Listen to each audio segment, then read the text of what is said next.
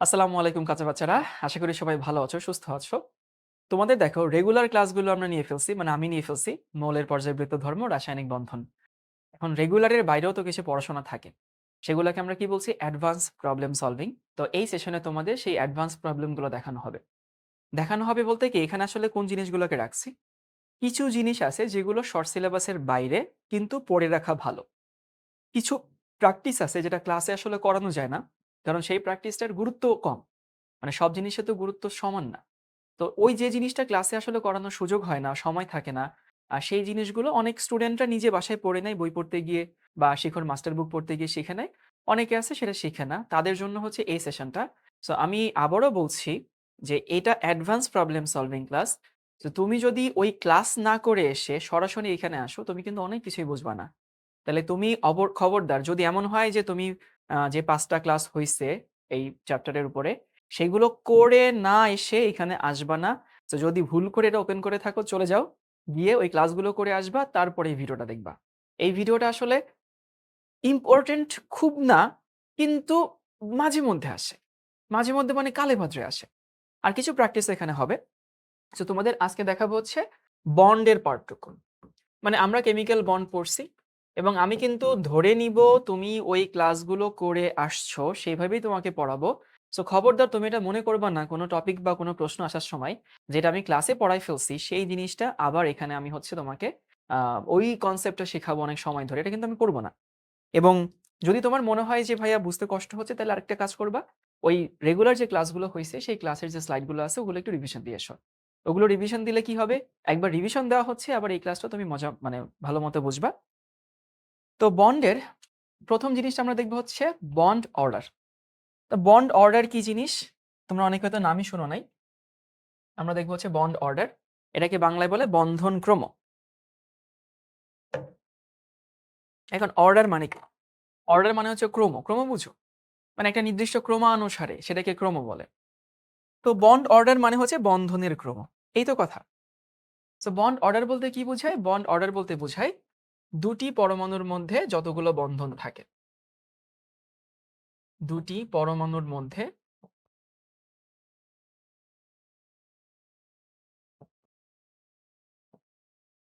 মধ্যে যতগুলো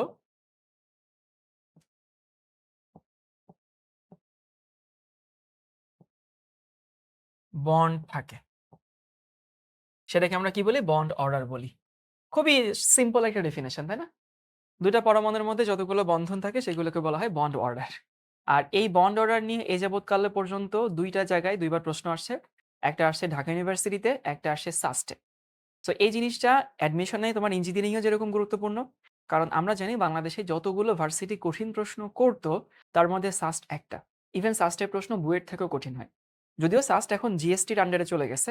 এখন যদি প্রশ্ন সাস্ট করে তাহলে কঠিনই করবে, এরকম দু একটা আনকমন টপিক দিয়েও দিতে পারে।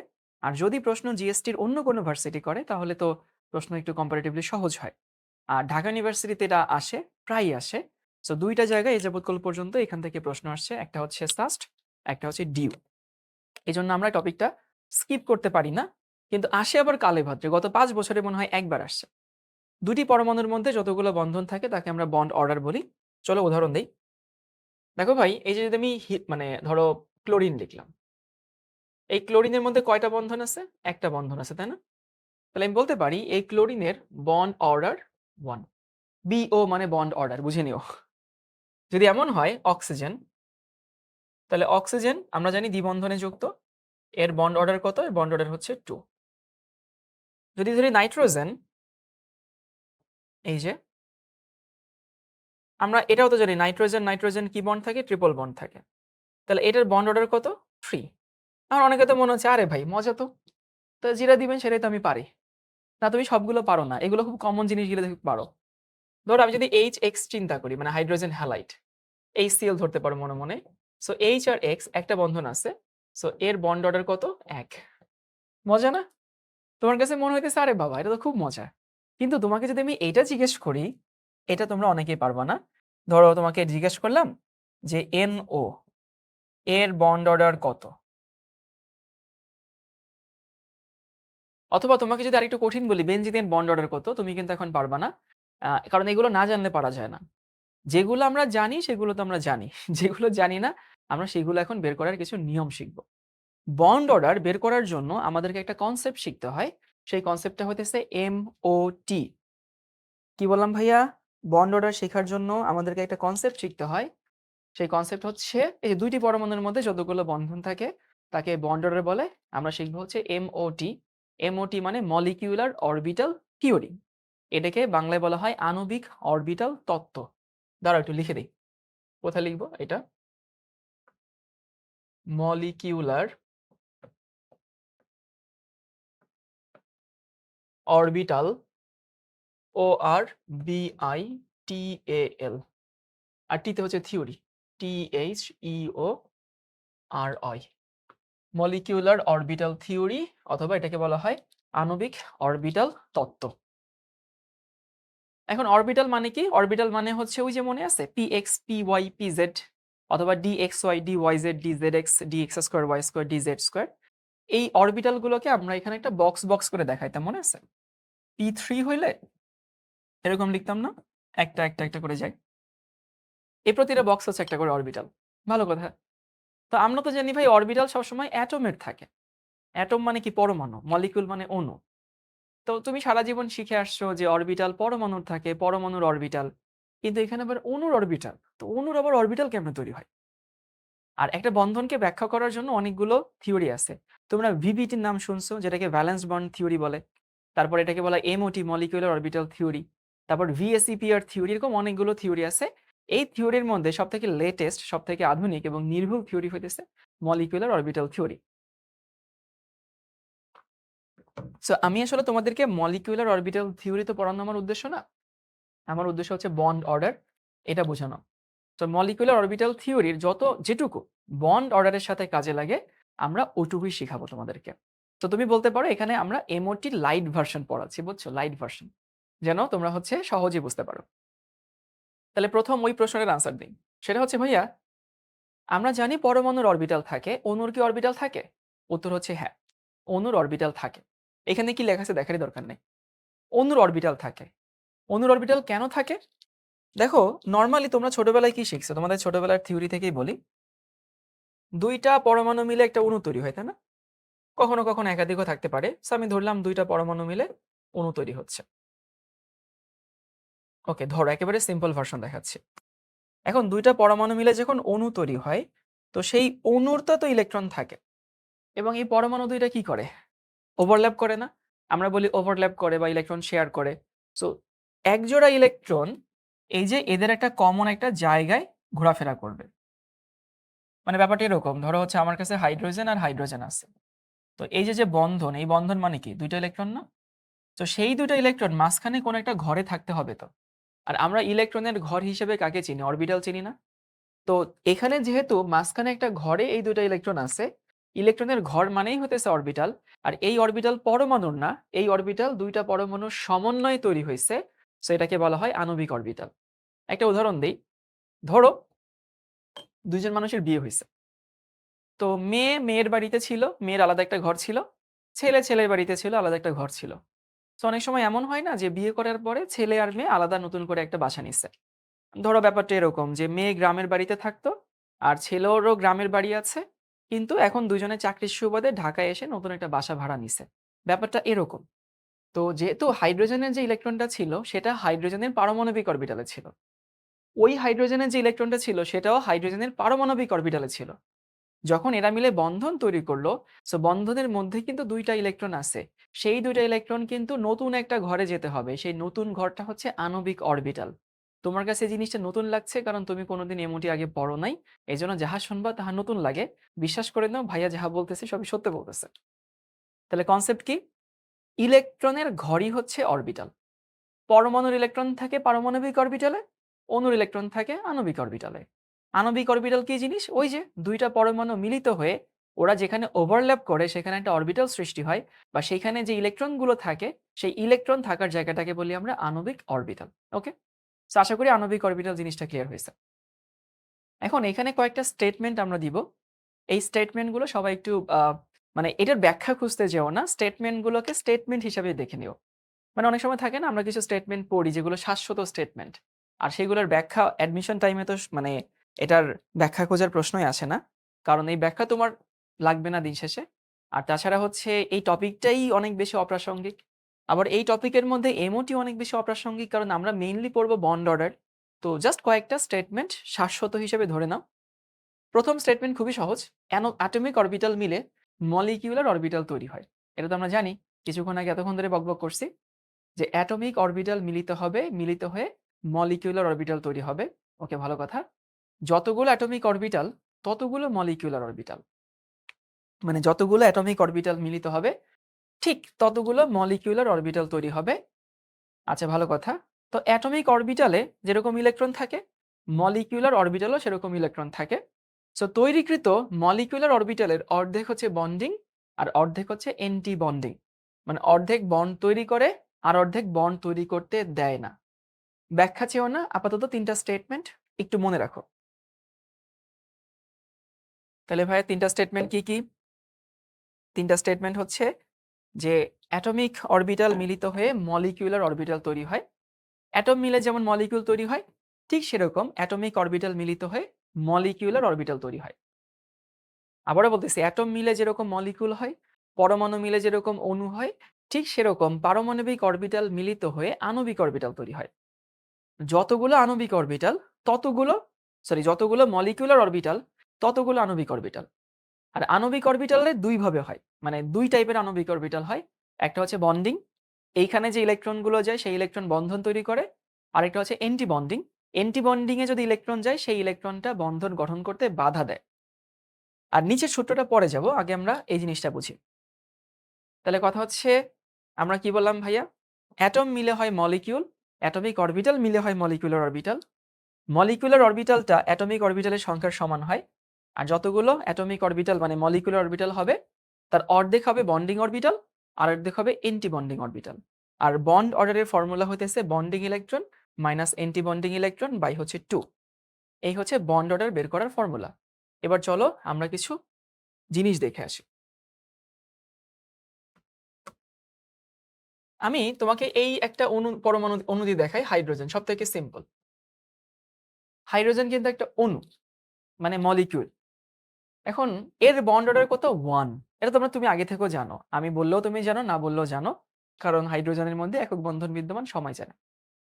তা আমি করব কি, ওইটা প্রমাণ করে দেখাবো যে হচ্ছে হ্যাঁ, হাইড্রোজেনের যে বন্ড অর্ডার 1 তা আমরা একটু প্রমাণ করি, মানে জানা জিনিস প্রমাণ করতেছি। তাহলে এই হাইড্রোজেন অণুটা দুইটা হাইড্রোজেন পরমাণু মিলে তৈরি। একটা হচ্ছে হাইড্রোজেন 1s1 একটা পরমাণু, আরেকটা হচ্ছে হাইড্রোজেন 1s1, এই যে আরেকটা পরমাণু। তাহলে দুইটা পরমাণু মিলিত হয়ে হাইড্রোজেন অণু তৈরি করছে। এখন পরমাণুর ক্ষেত্রে আমি যদি বলি, দেখো তো ভাই, আমার এখানে হাইড্রোজেনের ক্ষেত্রে কি আছে? এই যে একটা অরবিটাল আছে, এটা কোন অরবিটাল? এটা হচ্ছে পারমাণবিক অরবিটাল এবং তার মধ্যে একটা ইলেকট্রন আছে। এটা হচ্ছে সেইটা 1s1, ওইটাকে আমি এখানে দেখাচ্ছি। সো হাইড্রোজেনের অরবিটাল একটা, সেখানে একটা ইলেকট্রন আছে এবং এটা কিন্তু অ্যাটমিক অরবিটাল। আমরা এটাকে সংক্ষেপে AO লিখি। AO মানে অ্যাটমিক অরবিটাল, পারমাণবিক অরবিটাল। আবার ওরকম আরেকটা হাইড্রোজেন এখানে আছে, দেখো।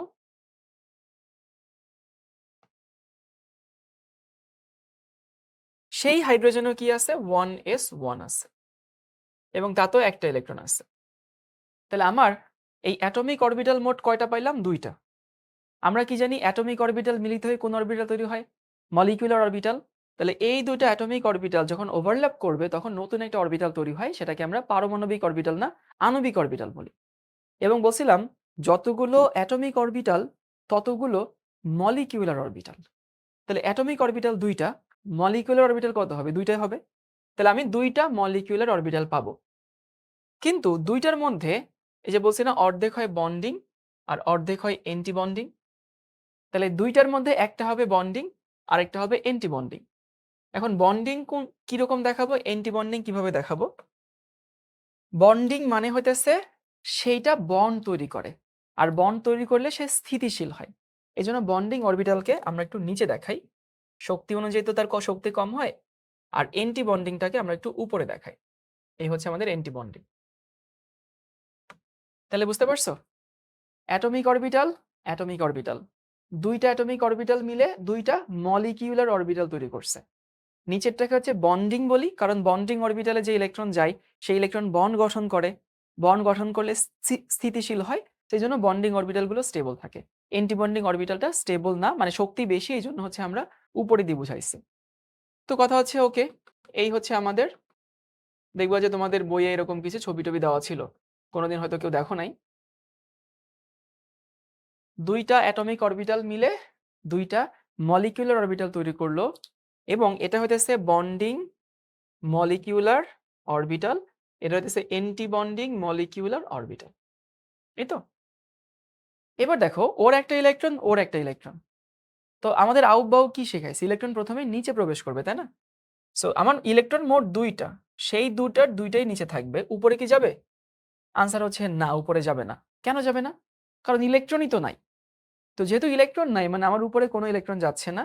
সো আমি যদি এখানে বন্ড অর্ডার বের করতে চাই হাইড্রোজেনের জন্য, বন্ড অর্ডার সমান হতেছে বন্ডিং ইলেকট্রন, সেটা হচ্ছে ২ টা, minus anti bonding electron 0 by হচ্ছে 2। ওই যে আগের ফর্মুলা, বন্ডিং ইলেকট্রন মানে বন্ডিং অরবিটালে যে ইলেকট্রনগুলো যায় সেইটা, মাইনাস অ্যান্টি বন্ডিং অরবিটালে যে ইলেকট্রন যায় সেইটা, বাই হচ্ছে 2। তার মানে এখানে কত থাকে? 1 থাকে। তুমি তো জানতা 1 হবে। তার মানে এইটা মিন করে যে হাইড্রোজেনের ক্ষেত্রে বন্ড অর্ডার হচ্ছে 1। ওকে, ভালো কথা। অনেকেই বলতো যে ভাই এখানে গেলে কি হবে? গেলে কি হবে আমরা দেখব। একটু ধৈর্য ধরো। আমরা আরেকটা অণু নিয়ে দেখাই। অণুটা ধরলাম হচ্ছে হিলিয়াম। হিলিয়াম 2। এখন অনেকে আমাকে বলবে যে ভাই হিলিয়াম 2 তো আমি জীবনও দেখি নাই। কই পাইলেন এটা? হিলিয়াম 2 তুমি দেখো নাই। তো কেন যে দেখো নাই সেটা এখন দেখাইলে বুঝতে পারবা। হিলিয়াম ২ টা ধরো, হিলিয়াম পরমাণু নিয়ে তৈরি করে। আমি ধরলাম যে এই জগতে এক্সিস্ট করে, ধরলাম। তাহলে ২ টা হিলিয়ামের সমন্বয়ে এটা তৈরি। একটা হিলিয়াম হইতেছে এই যে 1s2, আরেকটা হিলিয়ামও কত? 1s2। 1s2, এখানে হচ্ছে 1s2, হিলিয়াম ২ টা আছে এবং এর একটা অরবিটাল আছে। এই হচ্ছে সেই অরবিটাল। কোন অরবিটাল? Atomic orbital. আবার এর একটা আছে অরবিটাল, সেটাও কি অ্যাটমিক অরবিটাল। এবং এখানে ইলেকট্রন কয়টা দেখো? ২ টা। এখানে ইলেকট্রন কয়টা? ২ টা, তাই না? তাহলে এরও ২ টা ইলেকট্রন আছে, ওরও ২ টা ইলেকট্রন আছে। ভালো কথা। এগুলো অ্যাটমিক অরবিটাল। এই যে আমাদের অ্যাটমিক অরবিটাল AO, এটা আমাদের অ্যাটমিক অরবিটাল AO। এই অ্যাটমিক অরবিটাল মিলিত হয়ে কি তৈরি করবে? Molecular orbital. So atomic orbital যেহেতু ২ টা, মলিকিউলার অরবিটালও তৈরি হবে হচ্ছে ২ টা। ২ টার মধ্যে একটা হচ্ছে বন্ডিং, যার শক্তি কম থাকে, নিচে দেই। আরেকটা হচ্ছে অ্যান্টি বন্ডিং, শক্তি বেশি, উপরে দিচ্ছে। এবং দেখবে যে এরকম ছবি দেওয়া আছে, শক্তি নিচে দেখে এই ছবিগুলো দেওয়া হয় আরকি।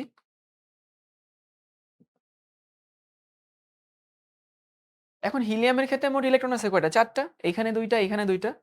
তাহলে আমরা জানি প্রথমে নিচে যাবে ইলেকট্রন, গেল নিচে ২ টা গেল। ২ এর বেশি তো থাকতে পারবে না। আরো ২ টা ইলেকট্রন আছে। সেই ২ টা যাবে কোথায়? উপরে। বলছিলাম অ্যান্টি বন্ডিং এ যে ইলেকট্রনগুলো থাকে সেই ইলেকট্রনগুলো বন্ড তৈরি করতে বাধা দেয়। আর বন্ডিং এ যে ইলেকট্রনগুলো থাকে সেগুলো আবার বন্ড তৈরি করতে চায়। তো ফ্যাক্ট হচ্ছে এখানে তুমি যদি বন্ড অর্ডার বের করতে চাও তাহলে কি দাঁড়ায়? বন্ডিং ইলেকট্রন ২ টা, অ্যান্টি বন্ডিং এ ২ টা, বাই হচ্ছে 2। Bonding electron minus anti bonding electron by হচ্ছে 2। সো 2 মানে এখানে 0 থাকে। 0 থাকে মানে হইতেছে নিষ্ক্রিয় গ্যাসের বন্ড অর্ডার 0। 0 মানে হচ্ছে যে হিলিয়াম 2 যে আমরা দেখি বা লিখি, এটা বাস্তবে এক্সিস্ট করে না। বুঝছো? প্রমাণ পেয়ে গেলাম। আশা করি সবাই এটুকু বুঝতে পারছো যে হিলিয়াম কেন বাস্তবে এক্সিস্ট করে না। ওকে ভাইয়া, চলো আমরা আরেকটু কঠিনের দিকে যাই। বাট তার আগে একটু সংক্ষেপে রিভিউ করে দেই। ২ টা পরমাণুর মধ্যে যতগুলো বন্ধন থাকে সেটাকে বলা হয় বন্ড অর্ডার। ওকে? আমরা কিছু পরমাণুর জন্য জানি, যেমন হ্যালোজেনের মধ্যে জানি, অক্সিজেন জানি, আমরা হচ্ছে ক্লোরিন জানি, নাইট্রোজেন জানি, এগুলো তো আমরা জানি। অনেক ক্ষেত্রে আমরা এগুলো জানি না।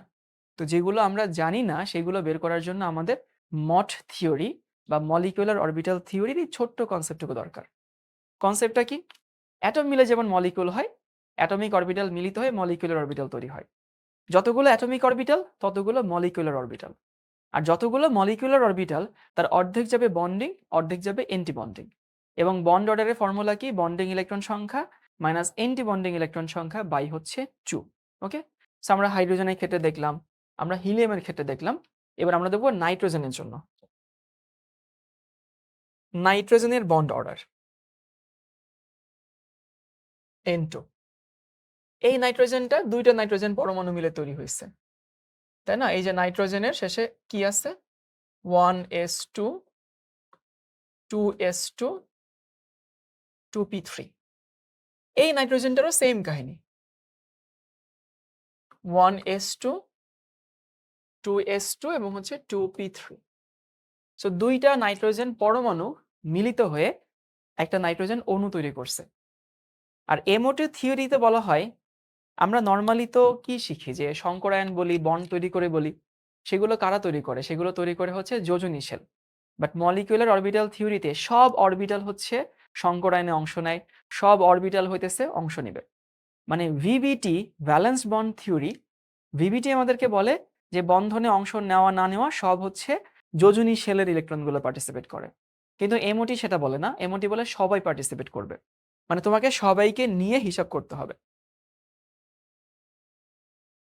এখন কথা হচ্ছে, আমাকে এই যে নরমালি কি হয়, আমরা 1s 2s এরকম থাকলে 1s কে তো আমরা কখনো আমলে নেই না, কিন্তু এমওটি থিওরি অনুযায়ী আমলে নেওয়া হয়। সো আমি আমলে নিয়ে তোমাদেরকে দেখাচ্ছি, তারপরে শর্টকাট শেখাচ্ছি যে কিভাবে তুমি বন্ড অর্ডার বের করবা। তাহলে এর 1s আছে, এরও কি আছে? 1s আছে। ভালো, এরও 1s আছে, এরও 1s আছে। তাহলে এটা হচ্ছে আমাদের এর 1s, এইখানে লিখি, এই হচ্ছে এর 1s, এটা হচ্ছে এর 1s।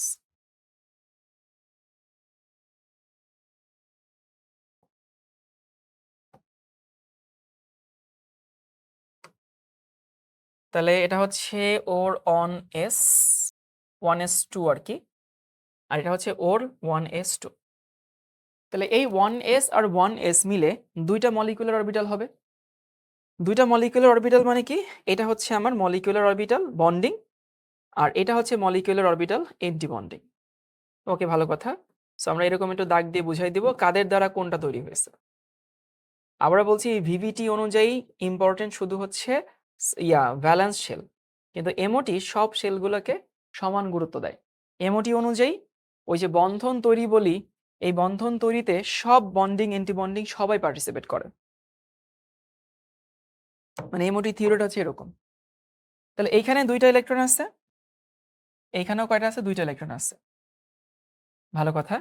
তাহলে মোট ইলেকট্রন কয়টা? 4টা। 4টার 2টা যাবে বন্ডিং এ এবং 2টা যাবে এন্টি বন্ডিং। সো বুঝতে পারছো এখানে আসলে কি ঘটনা ঘটলো? এই 1s এই 1s এরাও বন্ধনে অংশ নিচ্ছে, কিন্তু কথা হচ্ছে bonding electron anti bonding electron সমান। সো বন্ডিং এন্টি বন্ডিং সমান হলে কি হবে? তখন কিন্তু এই অংশটুকু বন্ধন তৈরি হওয়া বা বন্ধন ভেঙে ফেলা তাতে কোনো প্রভাব রাখে না। তাহলে কি শিখলাম আমরা? আমরা শিখলাম নাইট্রোজেনের 1s থেকে শুরু করি। 1s থেকে শুরু করে আমি দেখলাম যে ওকে, 2টা মলিকিউলার অরবিটাল তৈরি হলো, একটা বন্ডিং একটা এন্টি বন্ডিং, এবং যেটা বন্ডিং সেখানেও 2টা ইলেকট্রন, যেটা এন্টি বন্ডিং সেখানেও 2টা ইলেকট্রন গেছে। এবার দেখি হচ্ছে আমরা 2s, রংটা চেঞ্জ করে নেই, এটা নেই, এটা হচ্ছে এর 2s, এটা হচ্ছে এর 2s, এবং এরা মিলে কি তৈরি করবে? একটা হচ্ছে বন্ডিং আর একটা হচ্ছে এন্টি বন্ডিং। তাহলে দেখো এটা হচ্ছে 2s2, এটা হচ্ছে 2s2, এবং এখানে 2টা ইলেকট্রন, এখানেও 2টা ইলেকট্রন, তাই না? এস এর উপরে 2 আছে। সো বন্ডিং এ যাবে 2টা, এন্টি বন্ডিং এ যাবে হচ্ছে 2টা।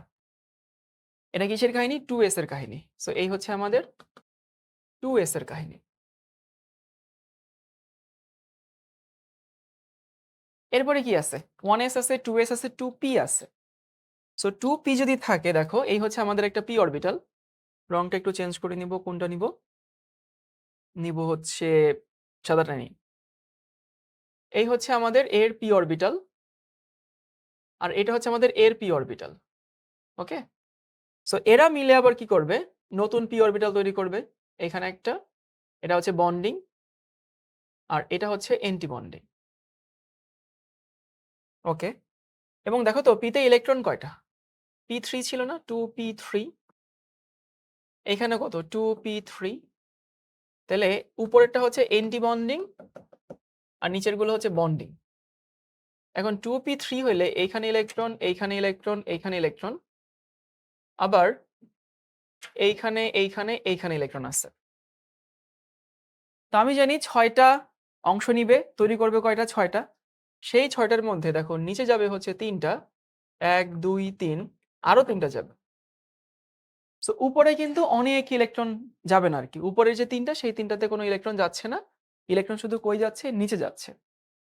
তুমি হচ্ছে এমওটি অনুযায়ী বন্ধনগুলো সাজাইলা, যে 1s 1s মিলে 2টা তৈরি করছে, 2s 2s মিলে 2টা তৈরি করছে, 2p এর 3 আর 3 6 মিলে 6টা তৈরি করছে। আর যেহেতু আমার মোট ইলেকট্রন আছে 6টা, সেই 6টা কোথায় যাবে? নিচে যাবে। ভালো কথা। এবার আমি যদি বন্ড অর্ডার বের করতে চাই, তাহলে তোমাদের ফর্মুলা কি ছিল ভাই? ফর্মুলা ছিল হতেছে বন্ডিং ইলেকট্রন নিচে 2, উপরে কি? Bonding electron. এখন বন্ডিং ইলেকট্রন কয়টা? 2টা, 2টা, 4টা আর হচ্ছে 6টা। তাহলে বন্ডিং ইলেকট্রন মোট হচ্ছে 10। এন্টি বন্ডিং কয়টা? এইখানে 2টা আর এখানে 2টা, 4টা। ওইখানে কিন্তু কোনো এন্টি বন্ডিং নাই, তাহলে মোট এন্টি বন্ডিং হচ্ছে 4টা। তাহলে এখানে আলটিমেটলি কি থাকে? 6/2, মানে এখানে 3 থাকে। সো নাইট্রোজেনের মধ্যে বন্ড অর্ডার আসলে কি থাকে? 3টা বন্ড থাকে। Easy PG. এখন প্রশ্ন হচ্ছে ভাইয়া, যদি নাইট্রোজেন আমাকে পরীক্ষায় আসে, তাহলে কি আমি এমনে বের করব? না, এভাবে বের করবা না। তুমি কি টের পাচ্ছ যে এই অংশটুকু, আমি তো এমওটি শিখছি না, আমার উদ্দেশ্য বন্ড অর্ডার বের করা। সো এই অংশটুকু দুধ ভাত টাইপের, কারণ এর বন্ড আর এন্টি বন্ড সমান। এই যে বন্ডিং এ 2টা গেছে, এন্টি বন্ড 2টা গেছে, কাটাকাটি চলে যায়। এখানে বন্ডিং গেছে, এন্টি বন্ডিং গেছে, কাটাকাটি চলে যায়। সো তুমি চাইলে শুধু পি নিয়েও হিসাব করতে পারো, কারণ দিন শেষে ডিফারেন্স ক্রিয়েট করে ওই পি। এস এ বন্ডিং এও 2টা, এন্টি বন্ডিং এও 2টা, এই এস এ বন্ডিং এ 2টা, এন্টি বন্ডিং এও 2টা। সো এরা আসলে কোনো রকমের পার্থক্য তৈরি করে না। এই জন্য আমরা যখন এখন থেকে হিসাব করব, তখন এই এস হিসাবেই রাখবো না, শুধু পি দিয়ে হিসাব করব। কিন্তু আবারও বলতেছি, উচিত এস দিয়ে হিসাব করা। কিন্তু আমরা সময় বাঁচানোর জন্য, অ্যাডমিশনে তো তুমি এত সময় পাবা না, আমরা শর্টকাটে শিখবো। আর তারপরে মেইন কথা হচ্ছে, তুমি তো আসলে বন্ড অর্ডার শিখছো, তুমি তো এমওটি শিখছো না। ওকে, আমরা তোমাদেরকে এইটা নিব, এটা নিব মানে হইতেছে এটা, যে এনও, তাই না? নাইট্রিক অক্সাইড, এর বন্ড অর্ডার কত? চলো বের করি। নাইট্রিক অক্সাইড হতেছে নাইট্রোজেন দিয়ে তৈরি। নাইট্রোজেনের পি এর উপরে 3 আছে কিন্তু দেখো, মানে আমি যদি নাইট্রোজেনের হচ্ছে ইলেকট্রন বিন্যাস বলি, তাহলে তো এরকম 1s2 2s2 2p3, 7। আর আমি যদি অক্সিজেনের বন্ড অর্ডার ইলেকট্রন বিন্যাস বের করতে চাই, তাহলে এটা হতেছে 1s2 2s2 2p4, এই তো। সো 2p3 একটা, 2p4 একটা। আমরা এখানে এস নিয়ে আমলেই নিব না, কারণ তুমি যদি এস গুলো নিয়ে আঁকো, তাহলে তুমি একটা করতে করতে পরীক্ষার হলে বুড়ো হয়ে যাবা। তো আমি ধরলাম শুধু পি নিয়ে আমরা কাজ করব, বক্সে রাখতেছি না, এইভাবে দেখাচ্ছি। এটা হচ্ছে 2p3, আর এইখানে হচ্ছে আমাদের একটা করে ইলেকট্রন আছে। ওই যে যেগুলো বক্স সেগুলোকে আমি দাগ দিয়ে দেখাচ্ছি আর কি, বুঝছো? আবার এইখানে হইতেছে কি আছে? 3টা অরবিটাল আছে, 2p4, এবং তাতে ইলেকট্রন আছে 4টা। অক্সিজেনের 4টা আছে না? তাহলে ওই পাশের 3টা, এই পাশের 3টা মিলিত হয়ে তৈরি করবে 6টা। 6টার 3টা যাবে বন্ডিং, এই যে এই 3টা হচ্ছে বন্ডিং, আর এই 3টা যাবে হচ্ছে anti bonding. Okay, bonding electron, anti bonding electron, bonding electron, anti bonding electron, গেল এটুকু। এখন আমার মোট ইলেকট্রন কয়টা দেখো? অক্সিজেনের 4টা আর নাইট্রোজেনের 3টা, তাহলে মোট ইলেকট্রন 7টা দাঁড়াইলো। এবং আমরা কি জানি ইলেকট্রন কোথায় আগে যাবে? বন্ডিং আগে যাবে। তাহলে ওই 7টার মধ্যে প্রথমে এইখানে গেল, হুন্ডের নিয়ম মানলো। এটা সব নিয়ম মানে, হুন্ডের নিয়ম মানে, পলির বর্জন নীতি মানে, আউটবাউ নিয়ম মানে, সব মানে। ইলেকট্রন প্রথমে নিচে গেল, কয়টা হয়েছে? 6টা, আর একটা এখানে যাবে। তাহলে আমি যদি ভাইয়া এখানে বন্ড অর্ডার বের করতে চাই, তাহলে দেখো তো কি দাঁড়ায়। বন্ডিং ইলেকট্রন হইতেছে 6, এই যে বন্ডিং ইলেকট্রন 6। এন্টি বন্ডিং কত? এন্টি বন্ডিং হইতেছে 1, বাই হচ্ছে 2। আল্টিমেটলি কি থাকে? 2.5 থাকে। এটা আবার কি মিন করে ভাই 2.5? মানে 2.5 কেমনে বন্ধন হয়? সো এটার মজার ব্যাপার হইতেছে এটা, কখনো যদি দেখো বন্ড অর্ডার ফ্র্যাকশন আসতেই পারে। সেটা মিন করে ওইখানে রেজোনেন্স আছে। ওইখানে ডিলোকালাইজড ইলেকট্রন আছে। আমি তোমাকে যদি বলি যে নাইট্রিক অক্সাইডটা বন্ধন হচ্ছে অনেকটা এরকম, বড় করে লিখি নাইট্রোজেন, অক্সিজেন, আর একটা ইলেকট্রন না এরকম দুলতে থাকে, যেটাকে আমরা রেজোনেন্স বলি, বুঝছো? মানে দুইটা পূর্ণ বন্ড আর একটা অর্ধেক বন্ড, এটাকে আমরা বলি হচ্ছে রেজোনেন্স বা ডিলোকালাইজড ইলেকট্রন। তাহলে কি বললাম ভাই, কখনো যদি বন্ড অর্ডার ভগ্নাংশ আসে বা দশমিক আসে, ঘাবড়ানোর কোনো কারণ নেই। বন্ড অর্ডার ভগ্নাংশ আসা মিন করে সেইখানে রেজোনেন্স হয়েছে বা সেখানে ইলেকট্রনগুলো স্থির নাই, অর্ধেক অর্ধেক ইলেকট্রন আছে। আমি তোমাদেরকে লিখে দিই, বন্ড অর্ডার ফ্র্যাকশন মানে হতেছে সেখানে রেজোনেন্স হয়। বন্ড অর্ডার ভগ্নাংশ হলে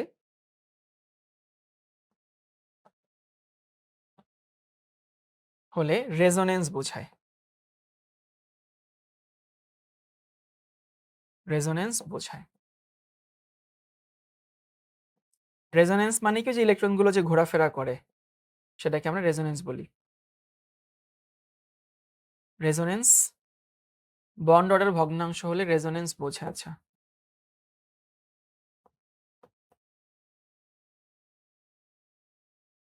ওকে, ভালো কথা ভাই। পরীক্ষায় যদি বন্ড অর্ডার আরো আসে, এখন তোমাকে আমি আরো শর্টকাটে শেখাবো। আরো শর্টকাটে শেখাবো মানে হইতেছে এতগুলো তুমি যখন প্র্যাকটিস করে ফেললা, তুমি এখন শর্টকাটে বের করতেই পারবা। কিরকম শর্টকাট? আমি অক্সিজেনের জন্য বন্ড অর্ডার বের করব। এই হচ্ছে আমার অক্সিজেন। এখন এই অক্সিজেন দুইটা পরমাণু মিলে তৈরি, তাই না? কি কি পরমাণু? একটা হইতেছে পি এর উপরে 4, আরেকটাতে হচ্ছে পি এর উপরে 4। মানে এখন হচ্ছে তোমাকে দেখাচ্ছি কিভাবে এক্সাম হলে তুমি অ্যাপ্রোচ করবা। পি এর উপরে 4, এখানেও পি এর উপরে 4। ওকে, ভালো কথা। তাহলে আমার মোট অ্যাটমিক অরবিটাল কয়টা? অ্যাটমিক অরবিটাল মোট 8টা, তাই না? এখন তুমি এই ছবিটা মনে মনে কল্পনা করো। পিতে যেহেতু এস নিয়ে আমি কাজ করব না, তাহলে আমার তো পি নিয়েই কাজ। এবং দেখলাম পিতে এখানে আছে 4টা, এখানে আছে 4টা, তাহলে মোট পি অরবিটালের ইলেকট্রন হচ্ছে 8টা। এই 8টার মধ্যে বন্ডিং এ যাবে 6টা, এগুলো কিন্তু মনে মনে চিন্তা করবা। 8টার মধ্যে বন্ডিং এ যাবে 6টা আর এন্টি বন্ডিং এ যাবে 2টা। তাহলে আমি যদি বন্ড অর্ডার বের করতে চাই, তাহলে মনে মনে করতে হবে, কিন্তু জাস্ট ছবিটা ইমাজিন করবা যে ভাই আমার মোট 8টা পিতে আছে, ওইখানে 4টা, এখানে 4টা। 8টার মধ্যে 6টা যাবে বন্ডিং, 2টা যাবে হচ্ছে anti bonding, divide by 2। Ultimately কি থাকে? 2 থাকে। তাহলে বুঝতে পারছো অক্সিজেনের বন্ড অর্ডার 2। এটা কি মিন করে? অক্সিজেনের মধ্যে কি বন্ধন বিদ্যমান? দ্বিবন্ধন বিদ্যমান। এইটা হচ্ছে এক্সাম হলে তুমি অ্যাপ্রোচ করবা। ধরো তোমাকে যদি আরেকটা উদাহরণ দেই, যে হচ্ছে এটা কি নিব, ধরো হচ্ছে অক্সিজেন 2 মাইনাস, এর বন্ড অর্ডার কত? এখন তুমি যদি এটা বের করতে চাও, তাহলে এইখানে অক্সিজেনে কি কি আছে? এই অক্সিজেনে P4 আছে, এই অক্সিজেনে P4 আছে, তাই না? কিন্তু উপরে যে 2টা মাইনাস আছে, এই 2টা মাইনাস মানে কি মিন করে? 2টা মাইনাস মিন করে সে 2টা ইলেকট্রন গ্রহণ করছে। তাহলে আমি বলতে পারি মোট ইলেকট্রন কয়টা, মানে টোটাল হচ্ছে 10টা। ভাই 10টা কই পাইলেন?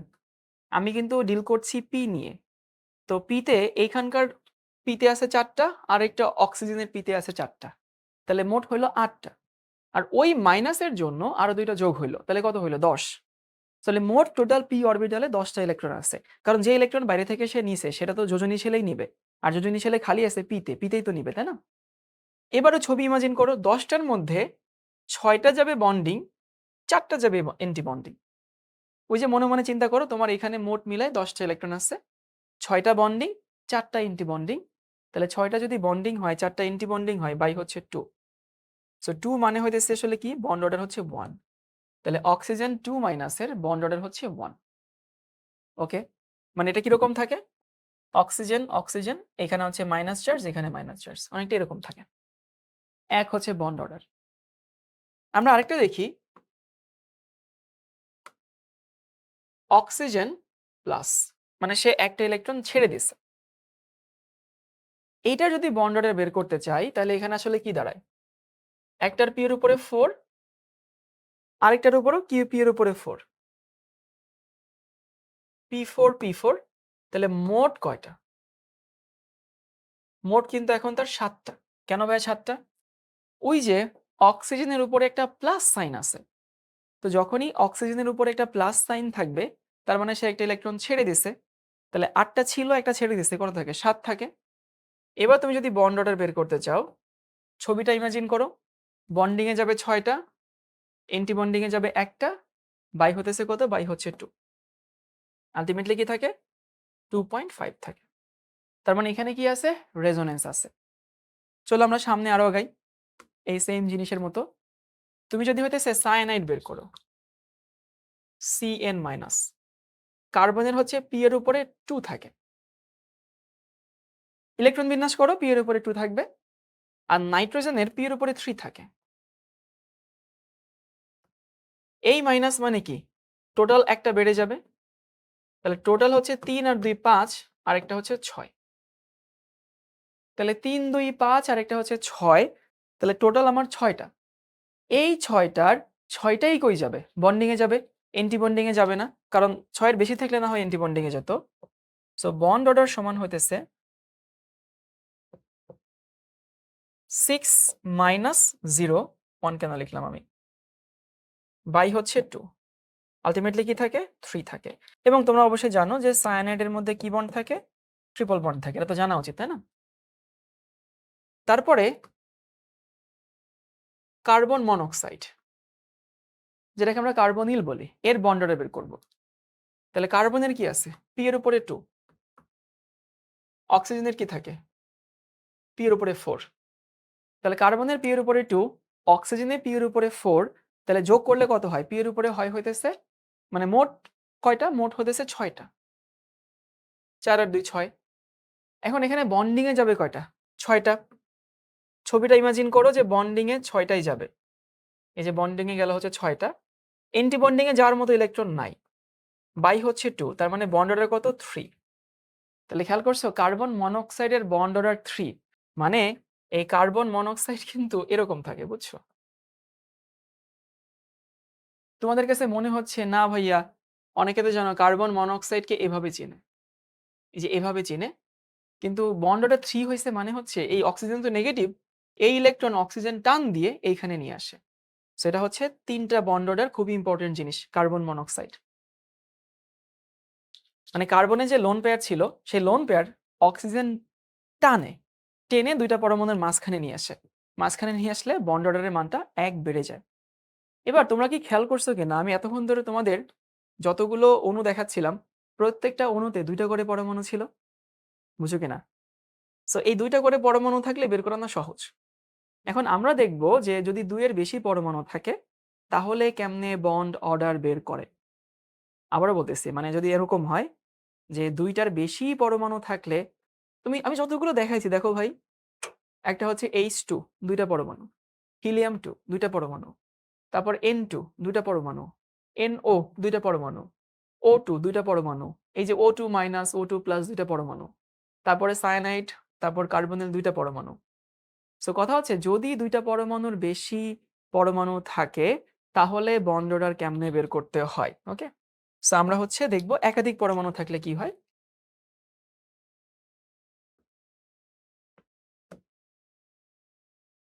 2 এর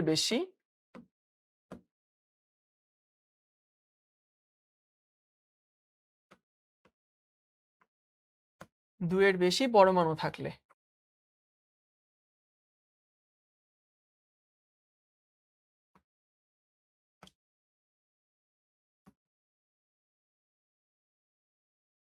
তোমাদেরকে একটা প্রশ্ন দিলে বুঝতে পারবা। ধরো তোমাকে জিজ্ঞেস করলো যে মিথেনের বন্ড অর্ডার কত, CH4, বা তোমাকে জিজ্ঞেস করলো অ্যামোনিয়ার বন্ড অর্ডার কত, বা তোমাকে জিজ্ঞেস করলে হইতেছে পানির বন্ড অর্ডার কত। এখন এখানে কিন্তু পরমাণুর সংখ্যা 1 এর বেশি, মানে 2 এর বেশি। আমরা যেরকম সিম্পল জিনিসগুলো দেখলাম ওরকম না। ওকে,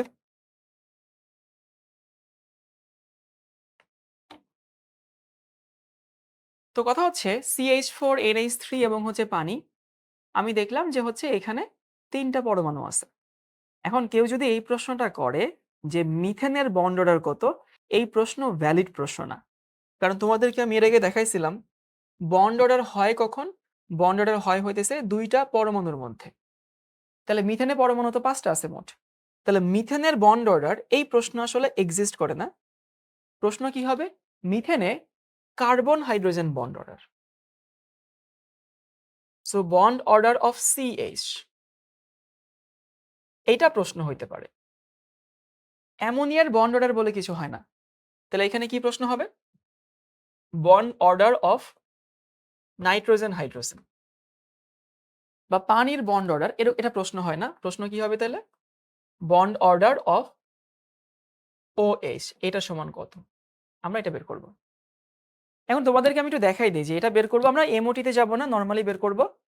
এই নিয়মে বের করতে গেলে তোমাদের আসলে একটু স্ট্রাকচারটা জানতে হয়। যেমন ধরো মিথেনের গঠন তো এইটা, তাই না? কার্বন হাইড্রোজেন, এখানে হাইড্রোজেন, এখানে হাইড্রোজেন, এখানে হাইড্রোজেন। এই হচ্ছে মিথেন। এখন মিথেনের কার্বনের সাথে হাইড্রোজেনের কয়টা করে বন্ধন আছে? একটা করে বন্ধন আছে। সো বন্ড অর্ডারের মান হচ্ছে 1। তাহলে এইখানে মানটা হচ্ছে 1। যেহেতু কার্বন হাইড্রোজেনের মধ্যে একটা করে বন্ধন, সুতরাং বন্ড অর্ডার 1 হবে, এখানে কোনো সমস্যা নাই। যদি আমি অ্যামোনিয়ার ক্ষেত্রে আনি, দেখো এই তো আসলে স্ট্রাকচার। আমি দেখলাম অ্যামোনিয়া তো নাইট্রোজেন হাইড্রোজেন বন্ধন আছে একটা করে। মানে নাইট্রোজেন এবং হাইড্রোজেনের মধ্যে একটা করে বন্ধন আছে, তার মানে এখানেও কি হবে? 1 হবে। আমি যদি পানির ক্ষেত্রে চিন্তা করি, দেখো এই যে, তাহলে এখানে বন্ড অর্ডার কত হবে? এখানেও 1 হবে। এখন এগুলো তো খুবই সিম্পল অণু, খুবই রেগুলার অণু, ইজি পিজি অণু, তার জন্য তুমি সহজে পারছো। যদি একটু জটিল অণু দিয়ে দেয় তখন কি করতে হবে? তখন তোমাকে একটা ফর্মুলা অ্যাপ্লাই করতে হবে। ফর্মুলা কি জানো? মানে এই টাইপের যখন একাধিক পরমাণু দিয়ে রাখবে তখন আমরা একটা ফর্মুলা অ্যাপ্লাই করব। সেই ফর্মুলাটা তোমাদেরকে আমি একটু লিখে দেই।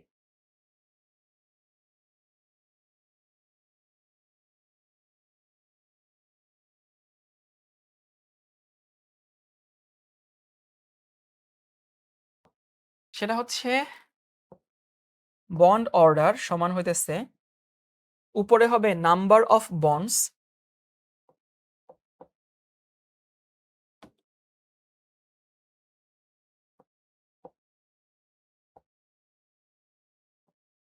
নাম্বার অফ বন্ডস আর নিচে হবে হচ্ছে নাম্বার অফ অ্যাটমস।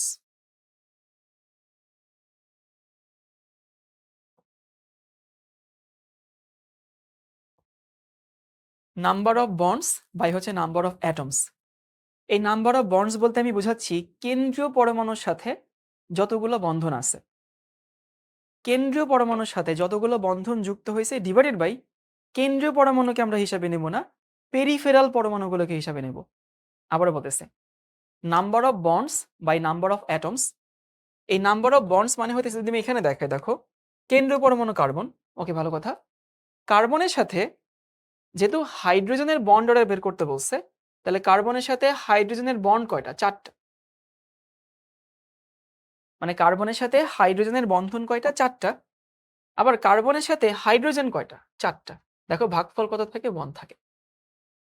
তাহলে নাম্বার অফ অ্যাটমে যখন বের করব তখন কিন্তু আমরা ওই কেন্দ্রীয়টাকে চিন্তা করব না, কেন্দ্রীয় পরমাণুর সাথে যতগুলো অ্যাটম যুক্ত সেটাকে আমরা মানে হিসাবে নিব। তুমি এখানে চিন্তা করো নাইট্রোজেন হাইড্রোজেন বন্ড অর্ডার বের করতে বলছে, তাহলে নাম্বার অফ বন্ডস কয়টা? দেখো নাইট্রোজেন হাইড্রোজেন বন্ধন মোট 3টা, তাই না? সো মোট নাম্বার অফ বন্ডস হচ্ছে 3। আবার নাইট্রোজেনের সাথে হাইড্রোজেন কয়টা? 3টা। মানে এখানেও কি থাকে? 1 থাকে। আমি যদি এটা চিন্তা করি যে অক্সিজেনের সাথে হাইড্রোজেনের বন্ধন কয়টা? 2টা। দেখো এই একটা এই একটা। আর নাম্বার অফ অ্যাটম কয়টা? 2টা। মানে আলটিমেটলি কত থাকে? 1 থাকে। তাহলে number of bonds divided by number of atoms.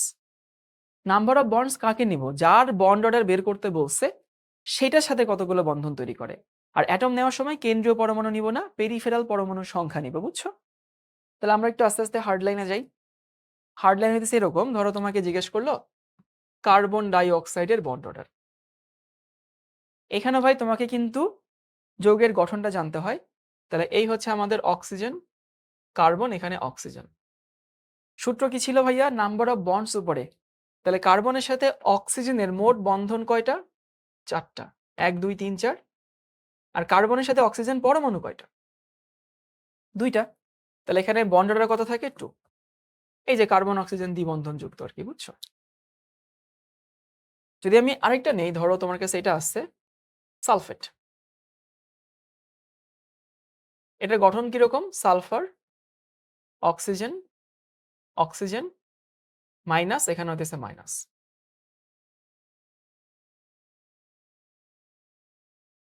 ওকে। এখন আমি যদি এখানে বন্ড অর্ডার বের করতে চাই, যে bond order of sulphur oxygen কত হবে? সালফারের সাথে অক্সিজেনের বন্ধন কয়টা ভাইয়া? মোট 2 4 6টা। আর সালফারের সাথে অক্সিজেন কয়টা? 4টা। তার মানে এখানে কত? এখানে হতেছে 1.5। 1.5 বলতে কি বুঝায় জানো? 1.5 বলতে বুঝায় যে এই যে সালফার অণুটা আছে, এই সালফার অণুতে একটা করে বন্ধন সবসময় সলিড থাকে। মানে একটা করে বন্ধন সলিড থাকবেই থাকবে। আর এই যে 2টা পাই বন্ধন আছে, এখানে একটা পাই বন্ধন, এখানে একটা পাই বন্ধন, এরা সব জায়গায় এরকম ছড়ায় থাকবে, সব জায়গায় ছড়ায় থাকবে, সব জায়গায় ছড়ায় থাকে, সব জায়গায় ছড়ায় থাকে। সো 2টা বন্ধন যদি 4 জায়গায় ছড়ায়, তাহলে প্রতি ভাগে কয়টা করে পড়ে? 0.5 করে পড়ে না? কি বললাম ভাইয়া? আমি শিখছিলাম বন্ড অর্ডার যদি কখনো ফ্র্যাকশন হয়, তাহলে সেখানে রেজোনেন্স বোঝায়। রেজোনেন্সের রেজাল্ট কি? Delocalised pi electron. তো সালফারের সাথে অক্সিজেনের বন্ড অর্ডার 1.5। 1.5 বলতে মিন করে যে একটা পুরোপুরি বন্ধন আর একটা অর্ধেক বন্ধন। এখন সেই অর্ধেক বন্ধনটা কই থেকে আসলো? 2টা পাই ইলেকট্রন আছে, মানে 2টা পাই বন্ধন আছে, সেই পাই বন্ধন 4 ভাগে ছড়াই গেছে। তাহলে 2টা পাই বন্ধন 4টা বন্ধনের মধ্যে ছড়াই গেলে প্রতিটা বন্ধন কি পায়? 0.5 করে পায়, বুঝছো? ইভেন তোমাকে যদি এটা জিজ্ঞেস করে, ধরো কার্বনেট এর বন্ড অর্ডার স্ট্রাকচার কেমন? এখানে মাইনাস, এখানে মাইনাস।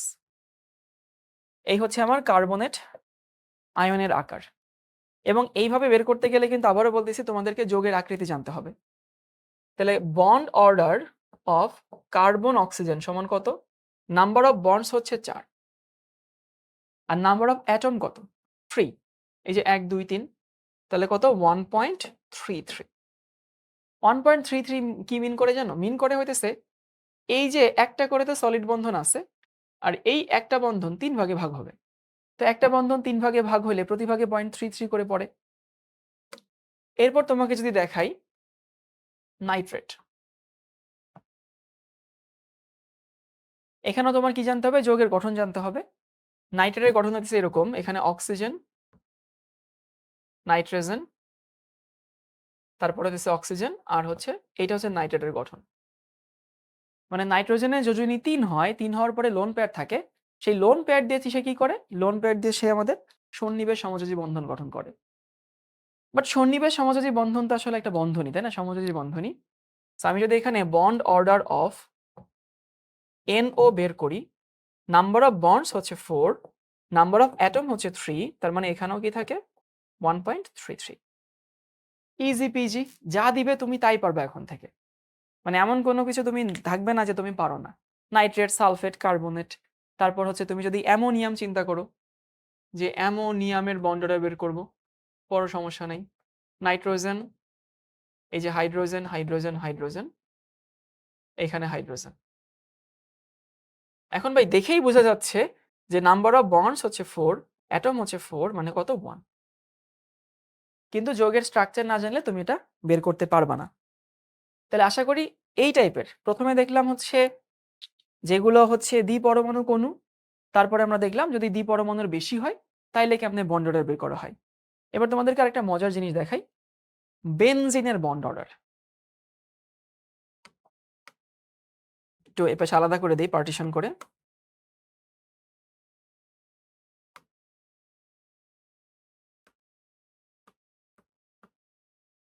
বেনজিন এর বন্ড অর্ডার কত? এখন বেনজিনের বন্ড অর্ডার ২ টাইপের হয়। কিরকম জানো? একটা হয় হইতেছে bond order of carbon, carbon, আরেকটা হয় bond order of carbon hydrogen. So প্রশ্ন করলে স্পেসিফিক্যালি করতে হবে যে আমি কি কার্বন, কার্বন বন্ড অর্ডার চাই নাকি আমি কার্বন হাইড্রোজেন বন্ড অর্ডার চাই। সো বেনজিনের গঠনটা একটু আঁকো। এই হচ্ছে আমাদের বেনজিন, বেনজিন, বেনজিন, এখানে বেনজিন। দ্বিবন্ধন একান্তর পাই বন্ড থাকবে আর প্রতিটার সাথে একটা করে হাইড্রোজেন থাকবে।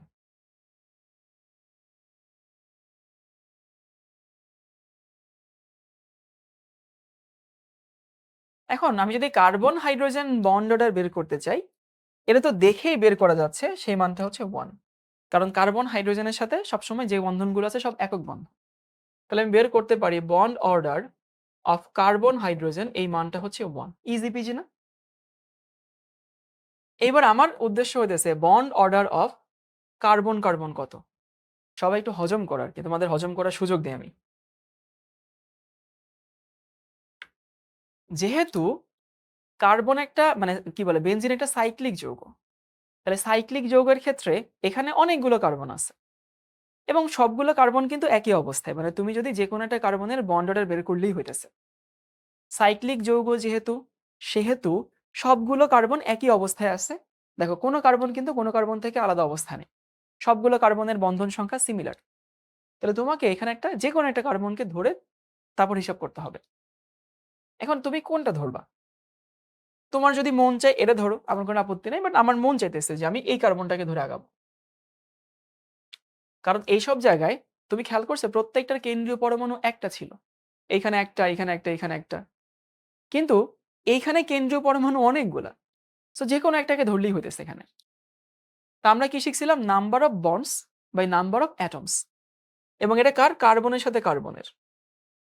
তাহলে কার্বনের সাথে নাম্বার অফ বন্ডস কয়টা?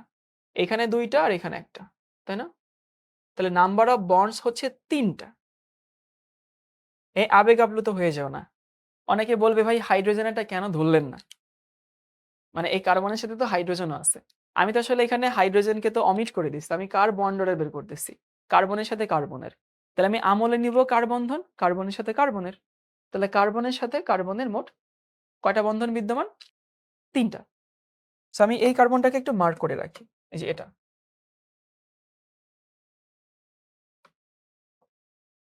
তাহলে ওই কার্বনের সাথে কার্বনের মোট বন্ধন আছে 3টা। আচ্ছা ওই কার্বনের সাথে কার্বন যুক্ত কয়টা? এই যে 1টা 2টা, তার মানে কত? 1.5 না? এই যে তোমরা প্রমাণ পেয়ে গেলা, তোমরা জানো যে বেনজিনে রেজোনেন্স হয়, মানে বেনজিনে ইলেকট্রনগুলো ঘোরাফেরা করে। আর তোমাদেরকে আমি এটাও শেখাইছি যে ইলেকট্রন যখন বন্ড অর্ডার ফ্র্যাকশন হয় তখন সেখানে কিন্তু হচ্ছে ডিলোকালাইজেশন হয়। তার মানে বুঝতেই পারছো যে ভাই এতক্ষণ ধরে যা বলছে একটাও ভুল বলে নাই। বেনজিনের বন্ড অর্ডার হচ্ছে 1.5। তাহলে আমি তোমাদেরকে একটু শুরু থেকে বলে আসি যে 2টা পরমাণুর মধ্যে যতগুলো বন্ধন থাকে সেটাকে আমরা বলি বন্ড অর্ডার। ওকে, ভালো কথা। সো বন্ড অর্ডার বের করার জন্য আমাদের হালকা এমওটির লাগবে, হিসাব নিকাশ লাগবে, যে অ্যাটম মিলে যেরকম মলিকিউল হয়, অ্যাটমিক অরবিটাল মিলে মলিকিউলার অরবিটাল তৈরি হয়। ভালো কথা। তারপরে দেখলাম যতগুলো মলিকিউলার অরবিটাল তার অর্ধেক হচ্ছে বন্ডিং, অর্ধেক হচ্ছে এন্টি বন্ডিং। ইলেকট্রন প্রথমে বন্ডিং এ প্রবেশ করবে আউটবাউন্ড নীতি মেনে, তারপরে থাকলে এন্টি বন্ডিং এ যাবে। আর কি বলে, বন্ড অর্ডারের ইকুয়েশন হচ্ছে bonding electron minus anti bonding electron by হচ্ছে 2। ওকে, ভালো কথা। তারপরে আমরা দেখলাম অনেকগুলোর বন্ড অর্ডার বের করা, হ্যান ত্যান অনেক কিছু দেখছি। শর্টকাটটাও মনে রেখো, 6টা, তারপরে ওখানে যাবে বিয়োগ করবা। যদি এরকম হয় যে পরমাণুর সংখ্যা একাধিক, তাহলে number of bonds by number of atoms. So number of bonds কাদেরকে নিব?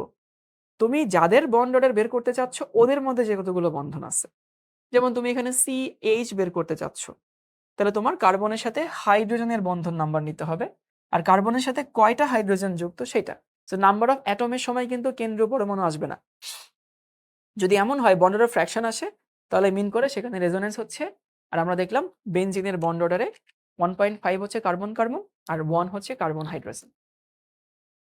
এবার দেখো তোমরা কি বুঝো কিনা যে বন্ড অর্ডার যত বেশি হয় বন্ধন শক্তি তত বেশি হবে। বন্ধন শক্তি তত বাড়বে। কেন? আরে একক বন্ধন থেকে দ্বিবন্ধনের শক্তি বেশি না? দ্বিবন্ধন থেকে ত্রিবন্ধনের শক্তি বেশি না? তাহলে বন্ড অর্ডার যত বেশি হবে, ওই ২ টা পরমাণুর মধ্যে যে বন্ধন আছে, সেই বন্ধন তত শক্তিশালী হবে। আবার বন্ড লেন্থ বা বন্ধন দূরত্ব কমে যায়। বন্ধন দূরত্ব কমে যায়। যত বেশি বন্ড হবে, বন্ধন দূরত্ব চেপে যাবে। এখন উদাহরণ দেই, ধরো তোমাকে একটা উদাহরণ দিচ্ছি। একটা হচ্ছে কার্বন কার্বন সিঙ্গেল বন্ধন, তারপরে হইতেছে কার্বন কার্বন ডাবল বন্ড। আচ্ছা, আমি এভাবে লিখি। একটা হচ্ছে আমাদের অ্যালকেন, একটা হচ্ছে বেনজিন, একটা হচ্ছে অ্যালকাইন, অ্যালকাইন না সরি অ্যালকিন, একটা হচ্ছে অ্যালকাইন। এবার আমি যদি এদের বন্ড অর্ডার বলি, মানে কার্বন কার্বন বন্ড অর্ডার এখানে হচ্ছে 1। কেন? তুমি নিজেই জানো অ্যালকেনে কার্বন কার্বন সিঙ্গেল বন্ধন বিদ্যমান। বেনজিনে বন্ড অর্ডার কত? 1.5। অ্যালকেনে বন্ড অর্ডার কত? 2। আর অ্যালকাইনে কত? 3। কারণ অ্যালকাইনে কার্বন কার্বন ট্রিপল বন্ড থাকে। সো আমরা জানি বন্ড অর্ডার বাড়লে বন্ধন দূরত্ব কমে যায়। তোমাকে প্রমাণ দিচ্ছি। আচ্ছা, অ্যালকাইনের বন্ধন দূরত্ব মনে আছে? 0.120 ন্যানোমিটার। বন্ড অর্ডার বেশি, বন্ধন দৈর্ঘ্য কম। 0.134 ন্যানোমিটার, 0.13 অ্যালকিনে কি 0.134? হ্যাঁ 0.134, 0.139 এত ন্যানোমিটার, আর এটা হচ্ছে 0.154 ন্যানোমিটার। তাহলে এর বন্ড অর্ডার সব থেকে কম, দূরত্ব সব থেকে বেশি।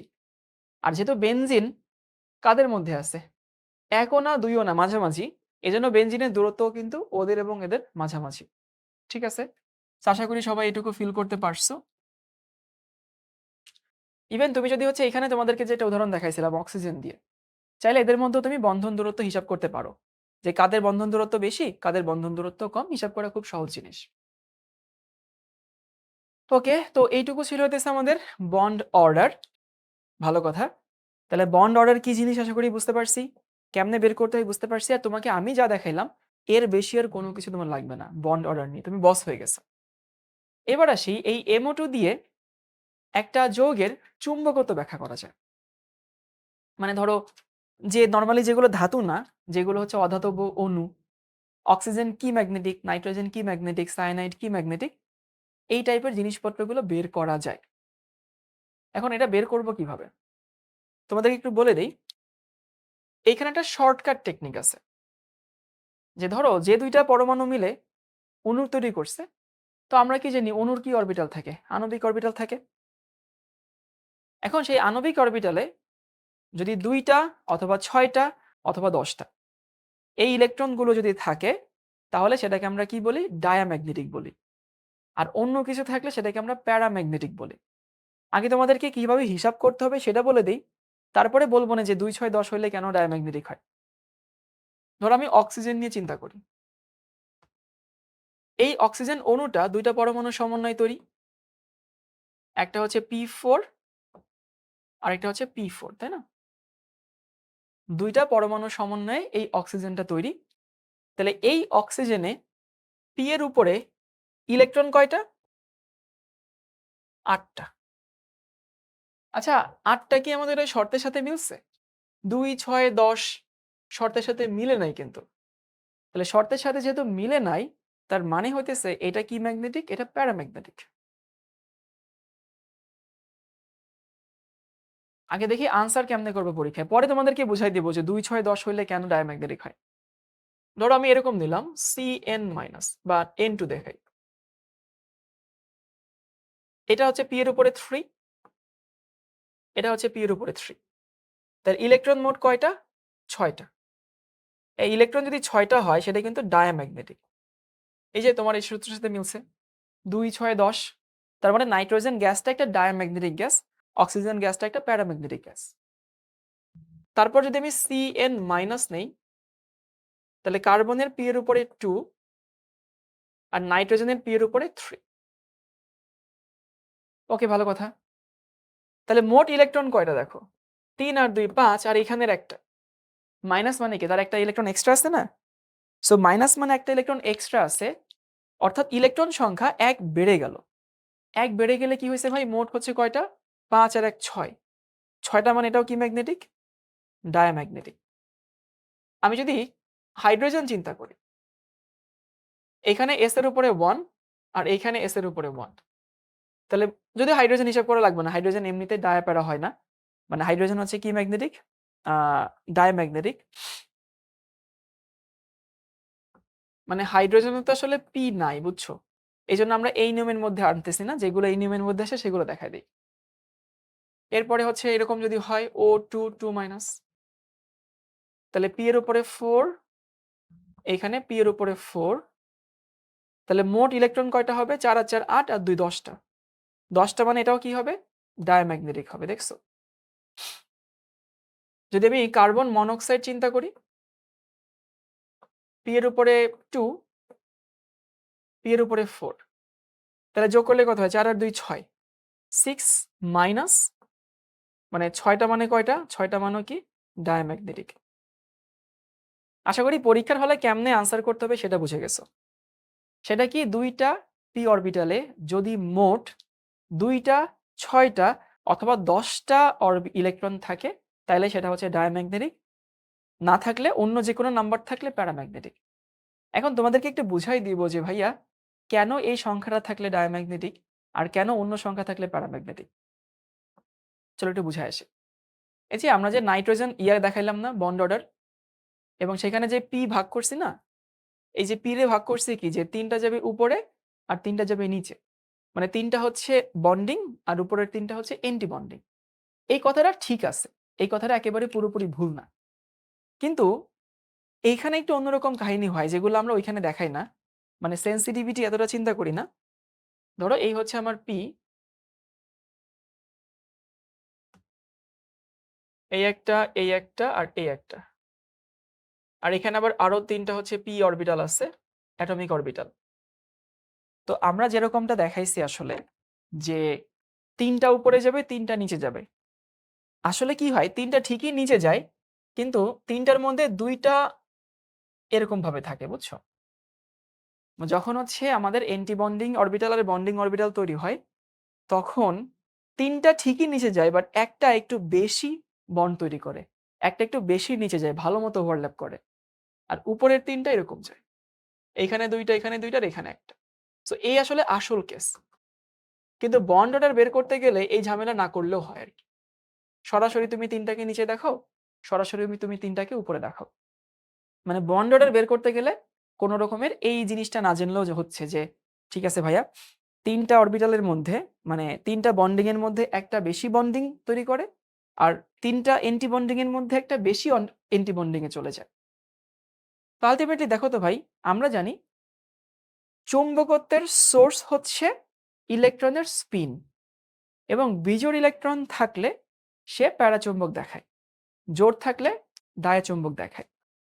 এখন এইখানে পিতে যে ইলেকট্রনগুলো যাবে সেই ইলেকট্রনগুলোতে কি ঘটনা ঘটে? ধরো এইখানে তো অনেক ইলেকট্রন সংখ্যা আছে, অনেক ইলেকট্রন সংখ্যা আছে। যদি আমার মলিকিউলার অরবিটালে একটা ইলেকট্রন থাকে, মানে ২টা মলিকিউলার অরবিটাল মিলে একটা ইলেকট্রন হইল ধরো, তখনও কি হবে? বিজোড় থাকছে না? সো একটা থাকলে বিজোড় থাকছে, প্যারাম্যাগনেটিক। যদি দ্বিতীয়টা থাকে তখন তো এইখানে আসবে। যদি বন্ডিং অরবিটালে মানে মলিকিউলার অরবিটালে বা ২টা পি অরবিটাল মিলায় যদি ২টা ইলেকট্রন হয় তাহলে কিন্তু জোড় হয়ে গেল। সো ২টার জন্য তুমি ডায়া পাইলা। কি বললাম ভাইয়া?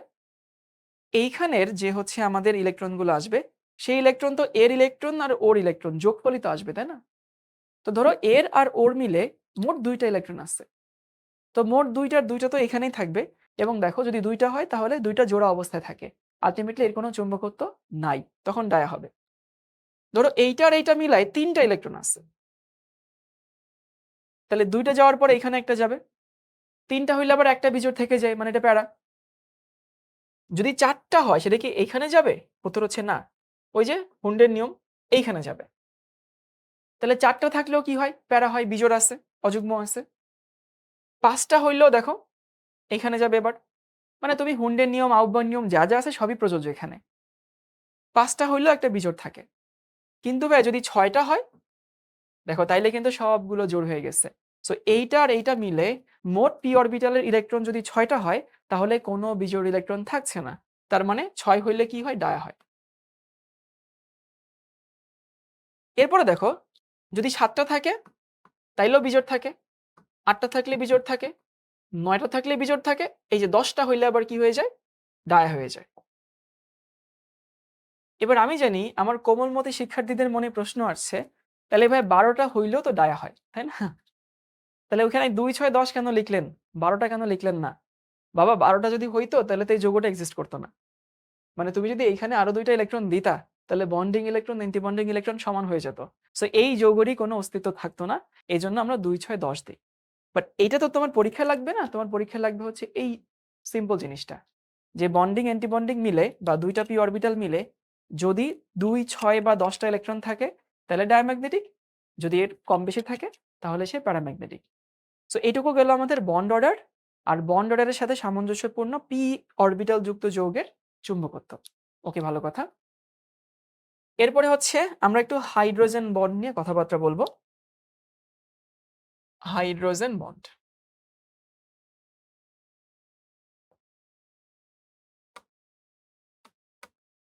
এখান থেকে কিছু এক্সট্রা প্রবলেম সলভ করবো আর কি, বুঝছো? আমি তোমাদেরকে হাইড্রোজেন বন্ধন কাদের সাথে হয়, ফ্লোরিন, অক্সিজেন, নাইট্রোজেনের সাথে হয়, বরফের গঠন, পানি কেন ভাসে, কি বলে বরফ কেন পানিতে ভাসে, তারপরে হইতেছে কি বলে তারপর হচ্ছে এই যে ইথানোয়িক অ্যাসিডের কেন হচ্ছে ডাইমার হইলে কেন গ্যাস হয়, আর পলিমার হইলে কেন লিকুইড হয়, এগুলো সবই তোমাদেরকে আমি দেখাইছি। সো আমি এখানে একটা প্রশ্ন তোমাদেরকে দিব। প্রশ্নটা হচ্ছে এইটা।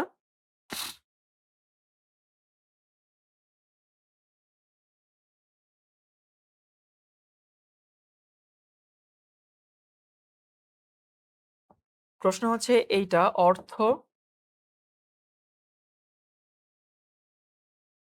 অর্থ হাইড্রোক্সি,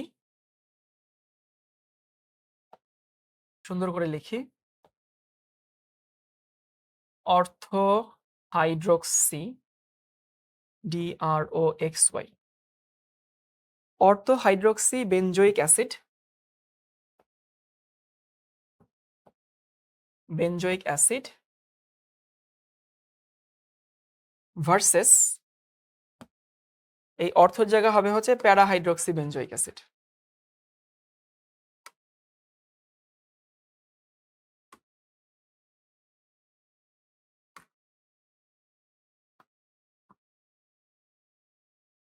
সো অর্থ হাইড্রোক্সি বেনজোইক অ্যাসিড আর প্যারা হাইড্রোক্সি বেনজোইক অ্যাসিড আমাকে তুলনা করতে হবে যে কোনটা বেশি শক্তিশালী অ্যাসিড, বুঝছো? এখন এই তুলনাটা করা কেমনে করবো ভাই? আগে তোমাকে কিন্তু শিখতে হবে যে অর্থ হাইড্রোক্সি বেনজোইক অ্যাসিড কি আর প্যারা হাইড্রোক্সি বেনজোইক অ্যাসিড কি। তুমি যদি এটুকু না জানো তাহলে কিন্তু লাভ নাই। তো অর্থ হাইড্রোক্সি বেনজোইক অ্যাসিড, প্যারা হাইড্রোক্সি বেনজোইক অ্যাসিড, আগে আমরা দেখি বেনজোইক অ্যাসিড কি। বেনজোইক অ্যাসিড হচ্ছে এই বস্তু, মানে হচ্ছে এইভাবে লিখি এখানে,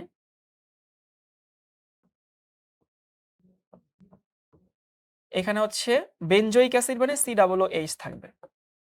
আর এটাকে বলা হয় অর্থ পজিশন, এটাকে বলে অর্থ, এটাকে বলে মেটা, এটাকে বলে প্যারা। কি বললাম ভাইয়া? মেইন কার্যকরী মূলকের কাছের কার্বনকে বলা হয় অর্থ কার্বন, সব থেকে দূরের কার্বনকে বলা হয় প্যারা কার্বন, আর কোনাকুনি কার্বনকে বলা হয় মেটা কার্বন। সো এই হচ্ছে আমাদের অর্থ হাইড্রোক্সি বেনজোইক অ্যাসিড। আর আমরা দেখব প্যারা হাইড্রোক্সি বেনজোইক অ্যাসিড কোনটা। প্যারা হাইড্রোক্সি বেনজোইক অ্যাসিড হইতেছে এইখানে থাকবে আমাদের OH। আমাকে বের করতে বলছে যে এদের মধ্যে কে শক্তিশালী। এটা MCQতে আসতে পারে, ডিউতে, সিকিউতে আসতে পারে। এখন তোমরা জানো কিনা যে একটা অ্যাসিড শক্তিশালী হওয়ার পেছনে কতগুলো শর্ত আছে। নাম্বার 1, তাকে সহজেই প্রোটন দান করতে হবে। নাম্বার 2, প্রোটন দান করে সে যে কনজুগেট বেস তৈরি করবে বা যে আয়ন তৈরি করবে সেটাকে স্থিতিশীল হইতে হবে। মানে ব্যাপারটা এরকম যে ধরো আমি রাস্তায় হচ্ছে কোনো একটা আমার এলাকার একটা ছেলেকে পাইলাম, হারাই গেছে সে। তো তাকে পাইলাম মানে ঠিক আছে, বাট তাকে পাওয়ার পরে তো তাকে তার বাসায় পৌঁছে দিতে হবে, তাই না? তাহলে একটা অ্যাসিডের কিন্তু প্রোটন দান করেই দায়িত্ব শেষ হয়ে যায় না। প্রোটন দান করে সে যে মাইনাস আয়নে পরিণত হবে সেটাকে কিন্তু স্থিতিশীল হইতে হয়। সেটা যদি স্থিতিশীল না হয় তাহলে তো আবার প্রোটন সে গ্রহণ করে পেছনে ফেরত আসবে। তাহলে সোজা কথা বলি, অ্যাসিড প্রোটন দান করে যে নেগেটিভ আয়নে পরিণত হয় সেটাকে স্টেবল হইতে হয়। এখন এ যদি আমাদের প্রোটন দান করে তাহলে কি তৈরি করে? তৈরি করে হচ্ছে এইটা। এখানে হইতেছে কার্বন, তারপরে হচ্ছে এখানে থাকে হচ্ছে এইচ মানে OH, আর এখানে থাকে হচ্ছে অক্সিজেন। আর এখানে হইতেছে প্রোটন দান করবে, দান করলে তো এরকম হয়। এইখানে একটা অক্সিজেন থাকে আর এইখানে অক্সিজেন থাকে। আর এখানে আমাদের কি আছে? OH আছে। মাইনাস চার্জ আর কি, বুঝছো? COH থেকে একটা হাইড্রোজেন ছেড়ে দিল, দিয়ে মাইনাস তৈরি হলো, আর এখানে তোমার এটা থাকেই। এবং দেখো ভাই, এরা কিন্তু কি বন্ধন তৈরি করতে পারে? হাইড্রোজেন বন্ধন তৈরি করতে পারে, কারণ কাছাকাছি। তোমাদের ক্লাসে কিন্তু দেখানো হয়েছিল যে ভাইয়া অর্থগুলো কিন্তু নিজেদের মধ্যে হাইড্রোজেন বন্ধন গঠন করতে পারে যদি কাছাকাছি থাকে। কিন্তু এ যদি হচ্ছে আমার ইলেকট্রন দান করে ফেলে একটা, ধরো এই রংটা না নেই,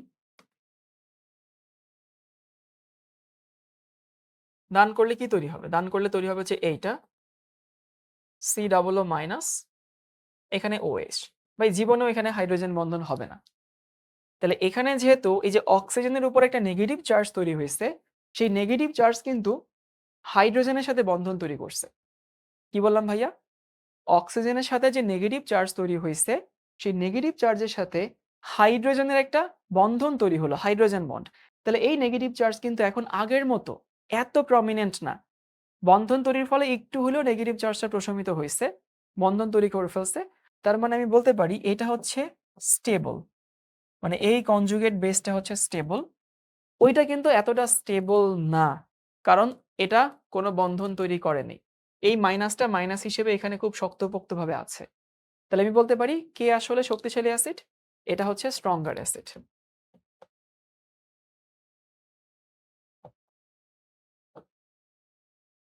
অর্থো হাইড্রোক্সি বেনজোইক অ্যাসিড এটা হচ্ছে স্ট্রঙ্গার। কেন? কারণ এখানে যে কনজুগেট বেসটা উৎপন্ন হয়েছে, এই যে অ্যাসিড একটা প্রোটন দান করলে যেটা হয় সেটাকে কনজুগেট বেস বলে। এই কনজুগেট বেসটা অনেক বেশি স্টেবল, এই জন্য হইতেছে হাইড্রোজেন বন্ধনের মাধ্যমে, তার জন্য এটা অনেক শক্তিশালী অ্যাসিড হয়েছে। ইনফ্যাক্ট যদি এরকম বলি তাহলে তুমি বুঝতে পারছো যে নরমাল বেনজোইক অ্যাসিড থেকে কে শক্তিশালী acid? অর্থো hydroxy benzoic acid COOH। আবার এটার থেকে কে শক্তিশালী হবে জানো? COOH, আর এখানে হইতেছে OH, এখানে OH। তো প্রশ্ন হচ্ছে ভাই এটা কেন বেশি শক্তিশালী অ্যাসিড হবে? কারণ হচ্ছে এটা ওই হাইড্রোজেন বন্ধন দিয়ে দেখানো যায়। আমার কাছে হাইড্রোজেন বন্ধন আছে, তো আসলে কার্বন যখন হাইড্রোজেন ছেড়ে দেয় তখন তো এই রেজোনেন্স আকারে আসলে এরকম ঘোরাফেরা করে, আর এই পাশে আছে OH। সো এগুলো কিন্তু রেজোনেটিং ইলেকট্রন, বুঝছো? আর এই যে এইখানে এটা কি বন্ধন? এটা হাইড্রোজেন বন্ধন। যেহেতু হাইড্রোজেন বন্ধন তৈরি করলো তার মানে হইতেছে একটা স্টেবল হইল। কিন্তু এইখানে হাইড্রোজেন বন্ধন তৈরি হয় দুই জায়গায়।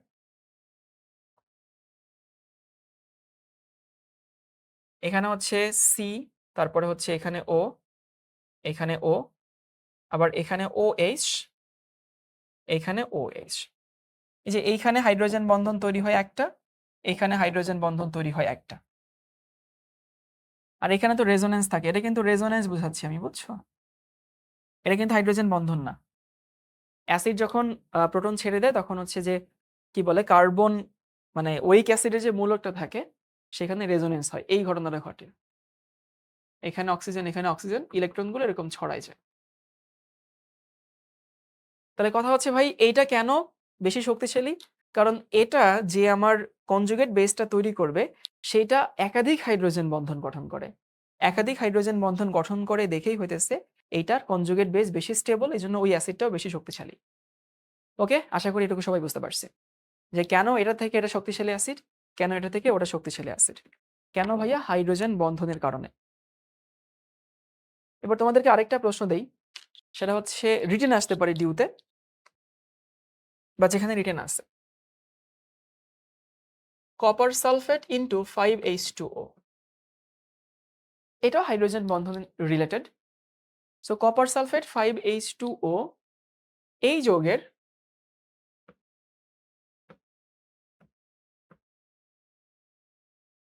3 অণু পানি, 3 অণু না 4 অণু পানি, 4 অণু পানি অল্প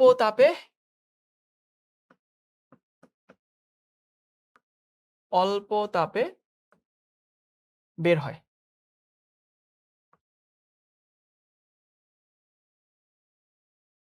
পঞ্চম অণু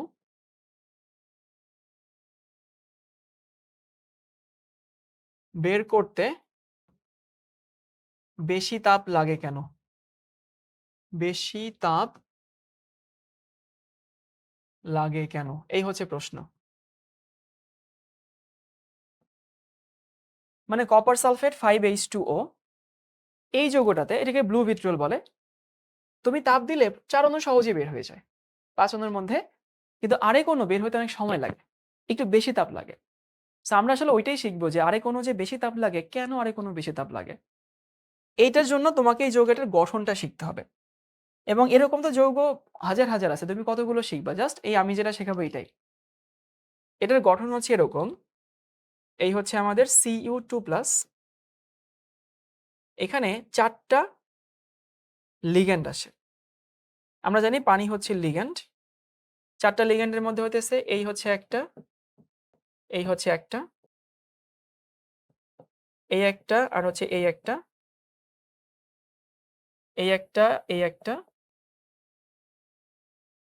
এটা একটা, এটা একটা। এই হচ্ছে আমাদের 4টা পানির অণু, যেটা কপারের সাথে সন্নিবেশ বন্ধন তৈরি করছে। আরেকটা পানির অণু, সেটা হচ্ছে একটু অন্য রঙে দেখাবো। এখানে হাইড্রোজেন, এখানে হচ্ছে হাইড্রোজেন, এদের মধ্যে একটা হাইড্রোজেন বন্ধন তৈরি হয়। এরপরে আমাদের কি থাকে? সালফেট থাকে, তাই না? সালফার। আবার সাদা রংটা নিয়ে দেখাই। সালফার, এখানে হইতেছে অক্সিজেন, এখানে অক্সিজেন, এখানে মাইনাস, এখানে হচ্ছে মাইনাস। এদের মধ্যে একটা কি বন্ধন তৈরি হয়? হাইড্রোজেন বন্ধন তৈরি হয়। ভাই তোমাকে কিছু লিখতেই হবে না, তুমি জাস্ট এই ছবিটা এঁকে এখানে একটা পেন্সিল দিয়ে মার্ক করে দেবা, তাইলেই তোমার কাহিনী শেষ। আসলে যে 4 অণু সহজে বের হয় সেই 4 অণু হইতেছে এইগুলা, এই যে এগুলা, এগুলো একটা যৌগের মানে বাইরের দিকে আছে, তো হিট দিলে আসলে ওইগুলাই বের হবে। আর এটা একটা যৌগের কেলাসের মধ্যে আছে, আবার অনেকগুলো হাইড্রোজেন বন্ধন দিয়ে যুক্ত আছে। এই জন্য এই যৌগ বের করতে বেশি তাপ দেওয়া লাগে।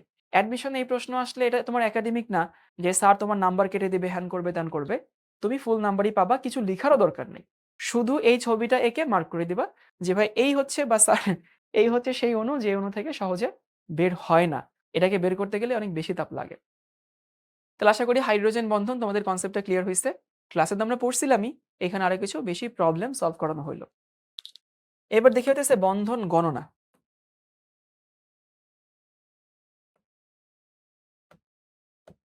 বন্ধন গণনা মানে একটা অণুর মধ্যে কয় রকমের কি কি বন্ধন আছে সেটা।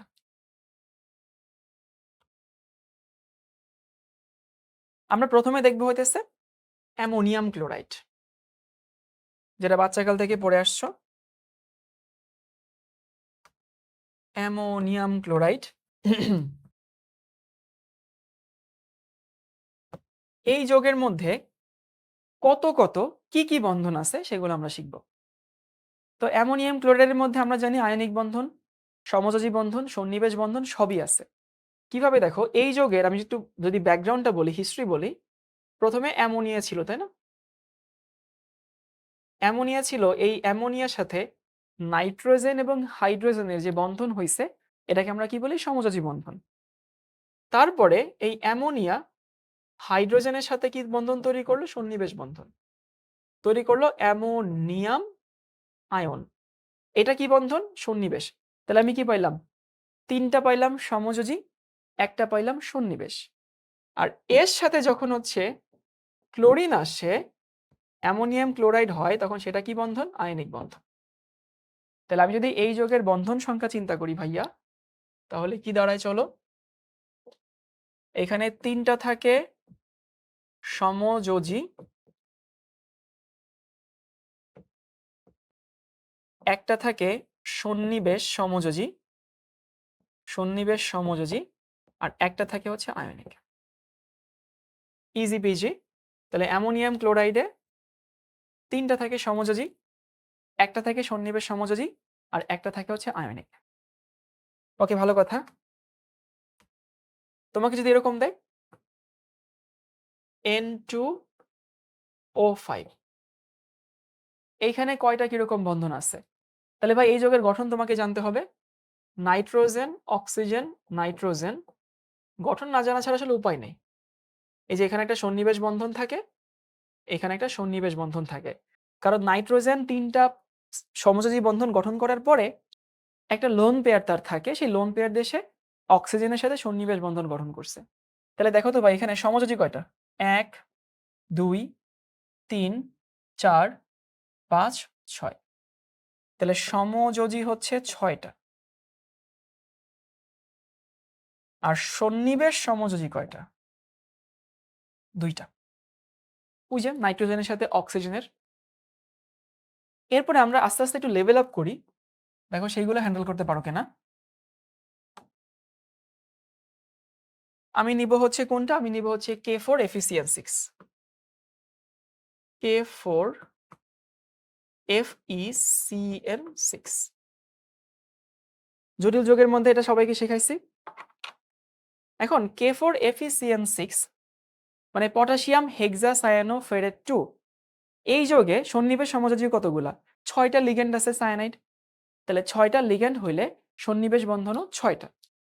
তাহলে আমি বলতে পারি সন্নিবেশ সমযোজী ৬টা। আয়নিক কয়টা ভাইয়া? আয়নিক হচ্ছে ৪টা। আসলে আয়নিক বন্ধন হয় না, তো আয়নিক ইন্টারেকশন হয়। সো যেহেতু ক্যাটায়ন ৪টা, আয়নিক বন্ধন ৪টা। মানে ক্যাটায়ন বা অ্যানায়ন যে কোনের নাম্বারটা হইতেছে আয়নিক বন্ধন, যেটা বড় সেই নাম্বারটা আমরা নিব।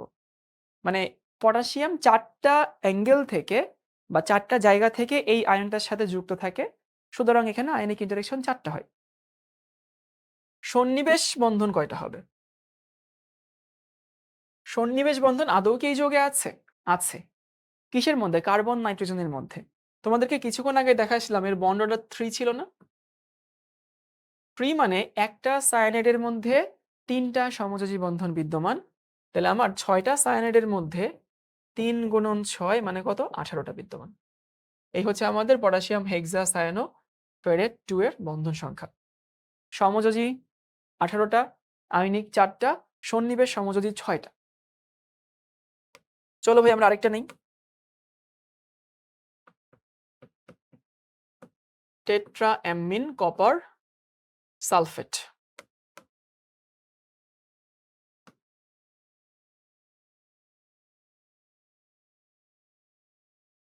এইখানে হচ্ছে আমরা আয়নিক সমযোজী সন্নিবেশ বের করব। প্রথমে সন্নিবেশটা বের করি, সন্নিবেশটা বের করা সহজ। তাহলে এখানে সন্নিবেশ কয়টা? সন্নিবেশ সমযোজী আর কি ৪টা। কেন ৪টা? কারণ ভাই এখানে লিগ্যান্ড হচ্ছে ৪টা। তারপরে এখানে আয়নিক কয়টা? আয়নিক হচ্ছে ১টা।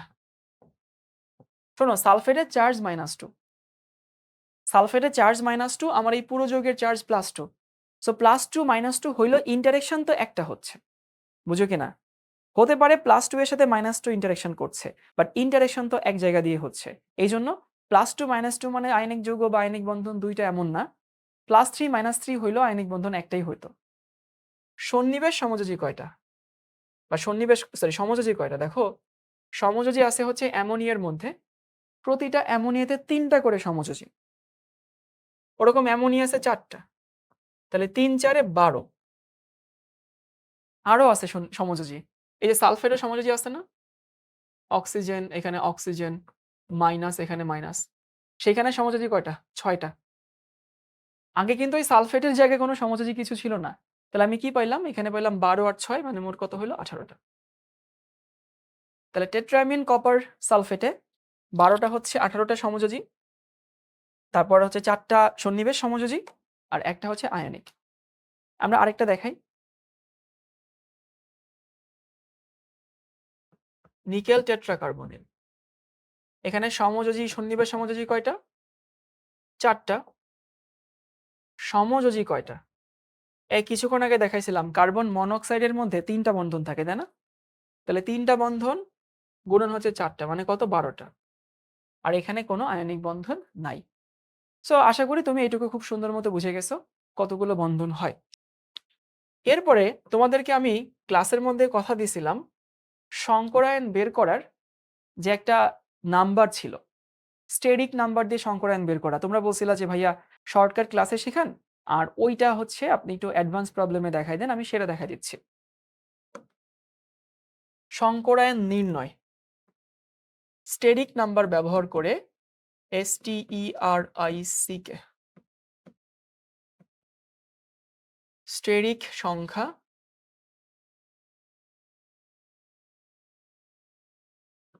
ব্যবহার করে সংকরায়ন নির্ণয়।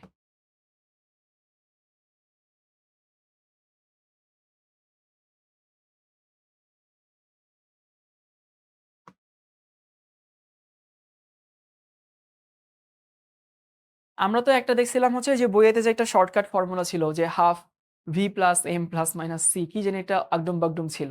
ওই আগডুম বাগডুম এখন আমরা বাদ দিয়ে স্টেরিক নাম্বার দিয়ে বের করবো। স্টেরিক নাম্বার কি? স্টেরিক নাম্বার হইতেছে লোন পেয়ার, মানে সিগমা বন্ধন, সিগমা বন্ড প্লাস এলপি। তো সিগমা বন্ড প্লাস এলপি এই যোগফলকে বলা হয় স্টেরিক নাম্বার। তোমার যদি কারো কোনো এরকম কনফিউশন আসে যে ভাইয়া সিগমা বন্ধন সংকরায়নের বন্ধন ঠিক আছে, লোন পেয়ার কি সংকরায়ন গঠন করে বা লোন পেয়ার কি সংকরায়নে অংশ নেয়? আনসার হচ্ছে হ্যাঁ, সংকরায়নে অংশ নেয়। একটা উদাহরণ দিলে কনসেপ্টটা ক্লিয়ার হয়ে যাবে। আমি নাইট্রোজেন দিয়ে দেখাচ্ছি। 1s2 2s2 2p3, এই যে এটা নাইট্রোজেন না, 7। তাহলে নাইট্রোজেনের 7 মানে হইতেছে, দেখো এই যে এসে আমার ঘর একটা, ইলেকট্রন 2টা, আর পিতে আমার ঘর 3টা, ইলেকট্রনও 3টা। এখন নাইট্রোজেন যদি সংকরায়ন করতে চায়, এস কে বাদ দিয়ে কি পি সংকরায়নে অংশ নিবে? সংকরায়নের উদ্দেশ্য কি ছিল? উদ্দেশ্য ছিল হইতেছে একাধিক অরবিটাল মিশ্রিত হবে, মিশ্রিত হয়ে নতুন অরবিটাল তৈরি হবে, তাই না? এখন একাধিক টাইপের অরবিটাল, মানে পি এর সাথে পি মিলাই তো লাভ নাই, কারণ আমার তো হাইব্রিড হইতেছে না। সো হাইব্রিড হইতে গেলে অবশ্যই আমাকে ভাই এটাকে সাথে নিতে হবে। হ্যাঁ, ওটা হয়তো বন্ধন তৈরি করছে না, বাট লোন পেয়ার সবসময় সংকরায়নে অংশ নেয়। যোজনী শেলের লোন পেয়ার। কি বললাম ভাইয়া? মানে নাইট্রোজেনের শেষে এখানে ধরো এই একটা হচ্ছে সংকরিত অরবিটাল, সংকরিত সংকরিত সংকরিত।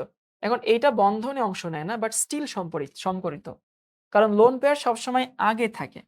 ওটাকে বাদ দিয়ে, মানে যোজনী শেলে লোন পেয়ার থাকলে ওটা আগে থাকবে, ওটাকে বাদ দিয়ে কখনো সংকরায়ন হয় না। ওটাকে নিয়ে সংকরায়ন হয়, বাট ওটা বন্ড তৈরি করে না, কিন্তু সংকরায়ন সংকরিত অরবিটাল। এই যে এই জন্য সিগমা বন্ধন আর লোন পেয়ার যোগ করব। এবার চলো দেখি। Methane CH4, carbon hydrogen hydrogen, তাই না? তাহলে ভাই মিথেনে নাম্বার অফ সিগমা বন্ড কয়টা? 4টা। দেখো, আর কোনো লোন পেয়ার নাই, তার মানে মিথেনে কি সংকরায়ন? 4 মানে sp3 সংকরায়ন, তাই না? Easy PG. তারপরে আমরা দেখি হইতেছে carbon die oxide, oxygen, carbon, oxygen. তাহলে কেন্দ্রীয় মৌলের সংকরায়ন তো আমরা বের করি। এখানে কেন্দ্রীয় মৌল কার্বন, কার্বনের সাথে সিগমা বন্ড কয়টা? দেখো 2টা। সো সিগমা বন্ড 2টা, কোনো লোন পেয়ার নাই, তার মানে sp সংকরায়ন। আচ্ছা, কোন পরমাণুতে কতগুলো লোন পেয়ার আছে সেটা বের করাও খুবই সহজ, তুমি এমনিতেই বুঝতে পারবা, একটু ওয়েট করো। তারপরে হচ্ছে আমরা অ্যামোনিয়া নিব।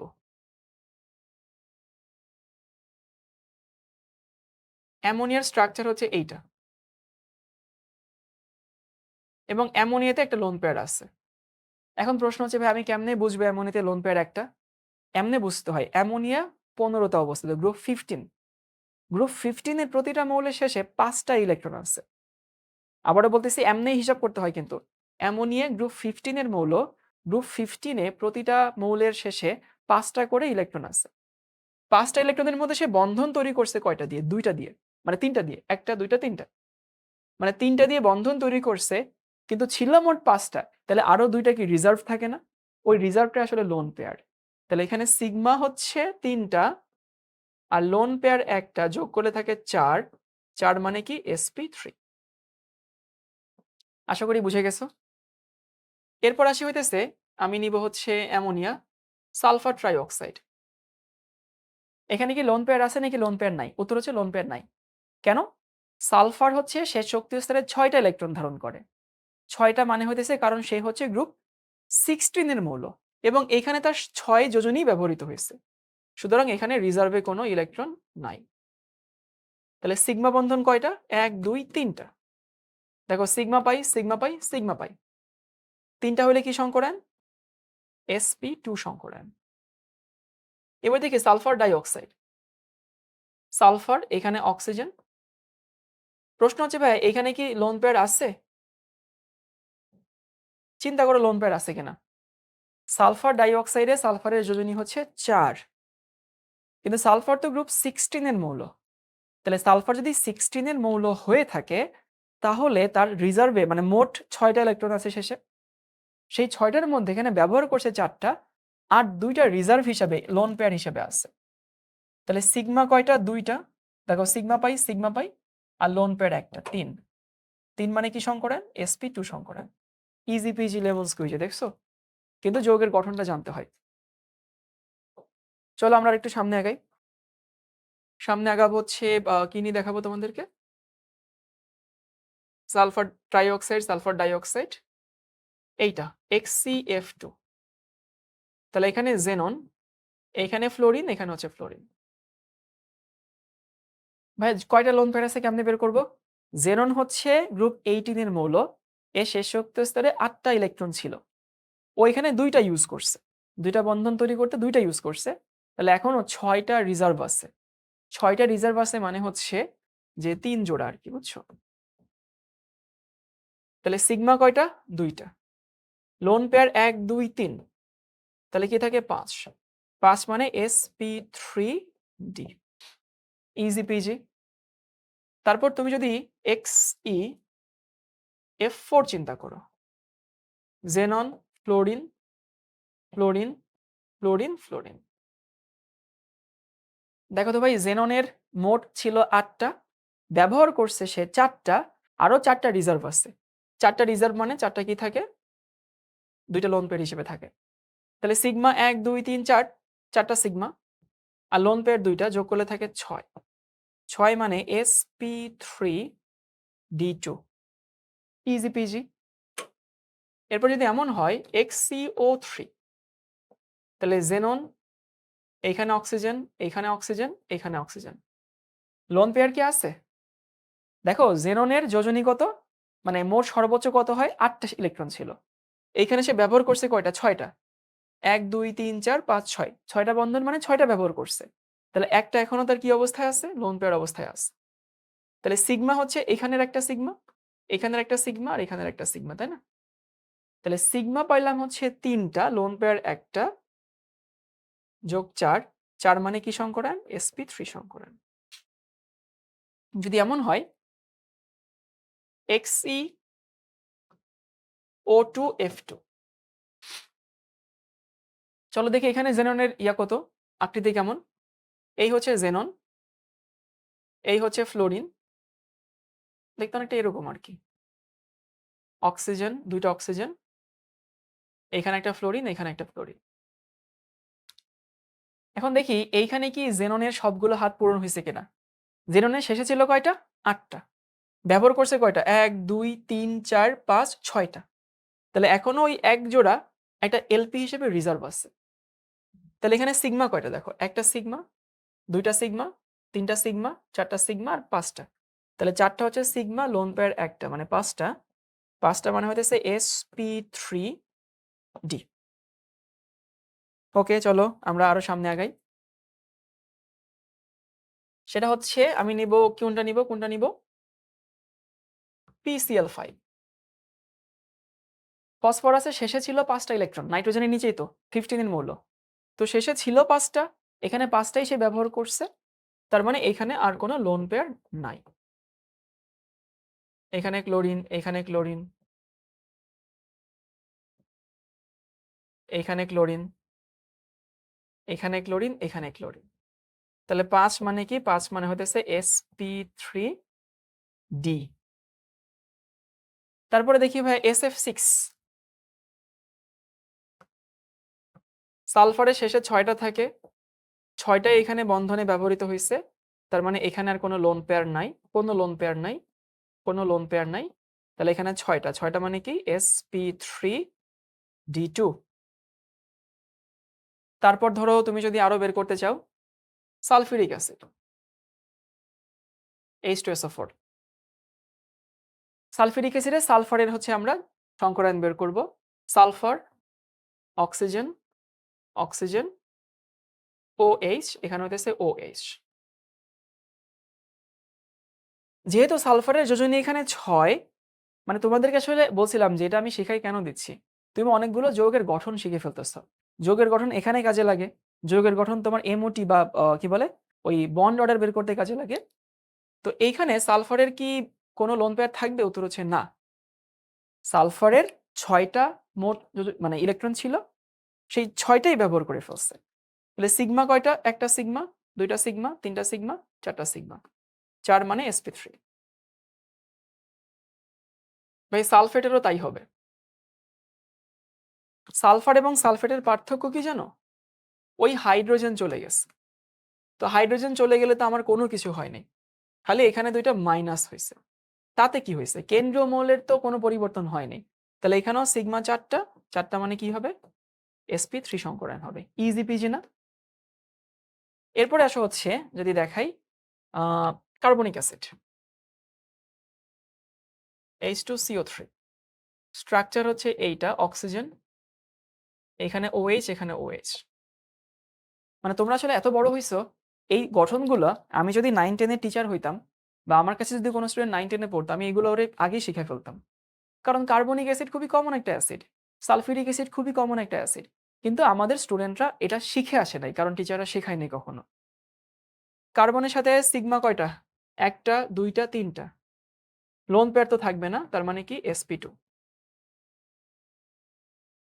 কেউ আবার অক্সিজেন হাইড্রোজেনের সাথে যে সিগমা আছে এটার এবার কাউন্ট করো না, কারণ ওই বন্ধন তো কার্বনের সাথে না। কার্বনের সাথে যেগুলো বন্ধন আছে সেগুলো আমরা হিসাব করব। তাহলে এর অবস্থা যা, কার্বনেটের অবস্থাও কিন্তু তাই। সেটাকে যদি আমি এখানে কপি করে দেখাই, খালি কি চলে যাবে? দুইটা হাইড্রোজেন চলে যাবে। এখানে একটা মাইনাস, এখানে একটা মাইনাস। তাতেও পরিবর্তন হয় না, sp2 থাকে। এরপরে যদি তোমাকে এটা দেখাই যে হচ্ছে nitric acid, HNO3, nitrogen, oxygen, এখানে অক্সিজেন আর এখানে হচ্ছে OH। ওই যে বলছিলাম নাইট্রোজেন 3টা সমযোজী গঠন করার পরে একটা সন্নিবেশ বন্ধন গঠন করে। তাহলে দেখো তো সিগমা কয়টা? একটা সিগমা, দুইটা সিগমা, তিনটা সিগমা। তিনটা সিগমা মানে sp2। মানে সন্নিবেশ বন্ধনও তো আসলে সমযোজী বন্ধন। তো সন্নিবেশ বন্ধনকে তুমি সিগমা ধরো, একটা সিগমা বন্ড ধরো, আহামরি কোনো পার্থক্য হবে না। নাইট্রিক অ্যাসিড যা হবে, নাইট্রেটও আসলে তাই হবে, তাই না? খালি কি হয়ে গেছে বলো তো? খালি যে এখান থেকে হাইড্রোজেনটা চলে গেছে, এখানে একটা মাইনাস চার্জ। কিন্তু তাতেও কেন্দ্রীয় পরমাণুর কোনো পরিবর্তন হয়নি। যেহেতু কেন্দ্রীয় পরমাণুর পরিবর্তন হয়নি, তার মানে এখানেও কি থাকবে? সংকরায়ন একেবারে আনচেঞ্জড থাকবে। তারপর দেখো N2O5, এটা কিন্তু শর্টকাট নিয়মে তুমি মিলাইতে পারতা না। এইটা সংকরায়ন কি হবে? এটা সংকরায়ন হবে হইতেছে এইটা। স্ট্রাকচার দেখে নাইট্রোজেন, অক্সিজেন, নাইট্রোজেন, এখানে অক্সিজেন, এখানে অক্সিজেন, সন্নিবেশ বন্ধন, এখানে সন্নিবেশ বন্ধন, আর এখানে দুইটা লোন পেয়ার আছে। এই যোগটাতে আমি যদি বলি কেন্দ্রীয় পরমাণু 3টা, একটা অক্সিজেন, দুইটা নাইট্রোজেন, তাহলে সংকরায়ন বের করে দেখো। নাইট্রোজেনের সাথে এই একটা সিগমা, এই একটা সিগমা আর এটা একটা সিগমা। ৩টা মানে এটা কি সংকরায়ন? sp2।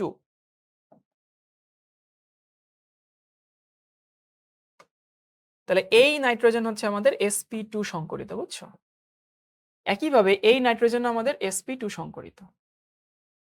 এখন আসি এই অক্সিজেন কি সংকরিত? আমরা তো জানি অক্সিজেনের শেষে থাকে কয়টা? ৬টা। ২টা সে বন্ধন তৈরিতে ইউজ করছে। আরো তার ৪টা রিজার্ভ আছে। ৪টা রিজার্ভ মানে ২টা লোন পেয়ার। তাহলে সিগমা, সিগমা ২, লোন পেয়ার ২ মানে ৪। ৪ মানে কত? sp3। সো এই অক্সিজেনটা হচ্ছে sp3 সংকরিত। ওকে ভাই, এইটুকু ছিল হচ্ছে তোমাদের বন্ধনের পার্ট থেকে হইতেছে একটু অ্যাডভান্স প্রবলেম জিনিসগুলা। কি শিখলাম? বন্ড অর্ডার শিখলাম, সংকরায়ন শিখলাম, আর বন্ধন গণনা শিখলাম, আর হাইড্রোজেন বন্ধনের কিছু এক্সট্রা জিনিসপত্র শিখলাম। সো আশা করি তোমাদের ভাল লাগছে। এইটো এমন না যে এই অংশটুকু করতেই হইতো, বা যদি কেউ শিখে নিও লস হবে না, কোথাও না কোথাও কাজে লাগবে। বিশেষ করে যৌগের যে গঠনগুলো দেখাইলাম, একটা হচ্ছে তোমাদের ওই যে বন্ড অর্ডার বের করতে লাগছে, একটা হচ্ছে এই যে সংকরায়ন বের করতে কাজে লাগছে। এটা তোমাদের কোথাও না কোথাও কাজে লাগবে। তো ঠিক আছে ভাইয়া, ভালো মতো পড়াশোনা করো।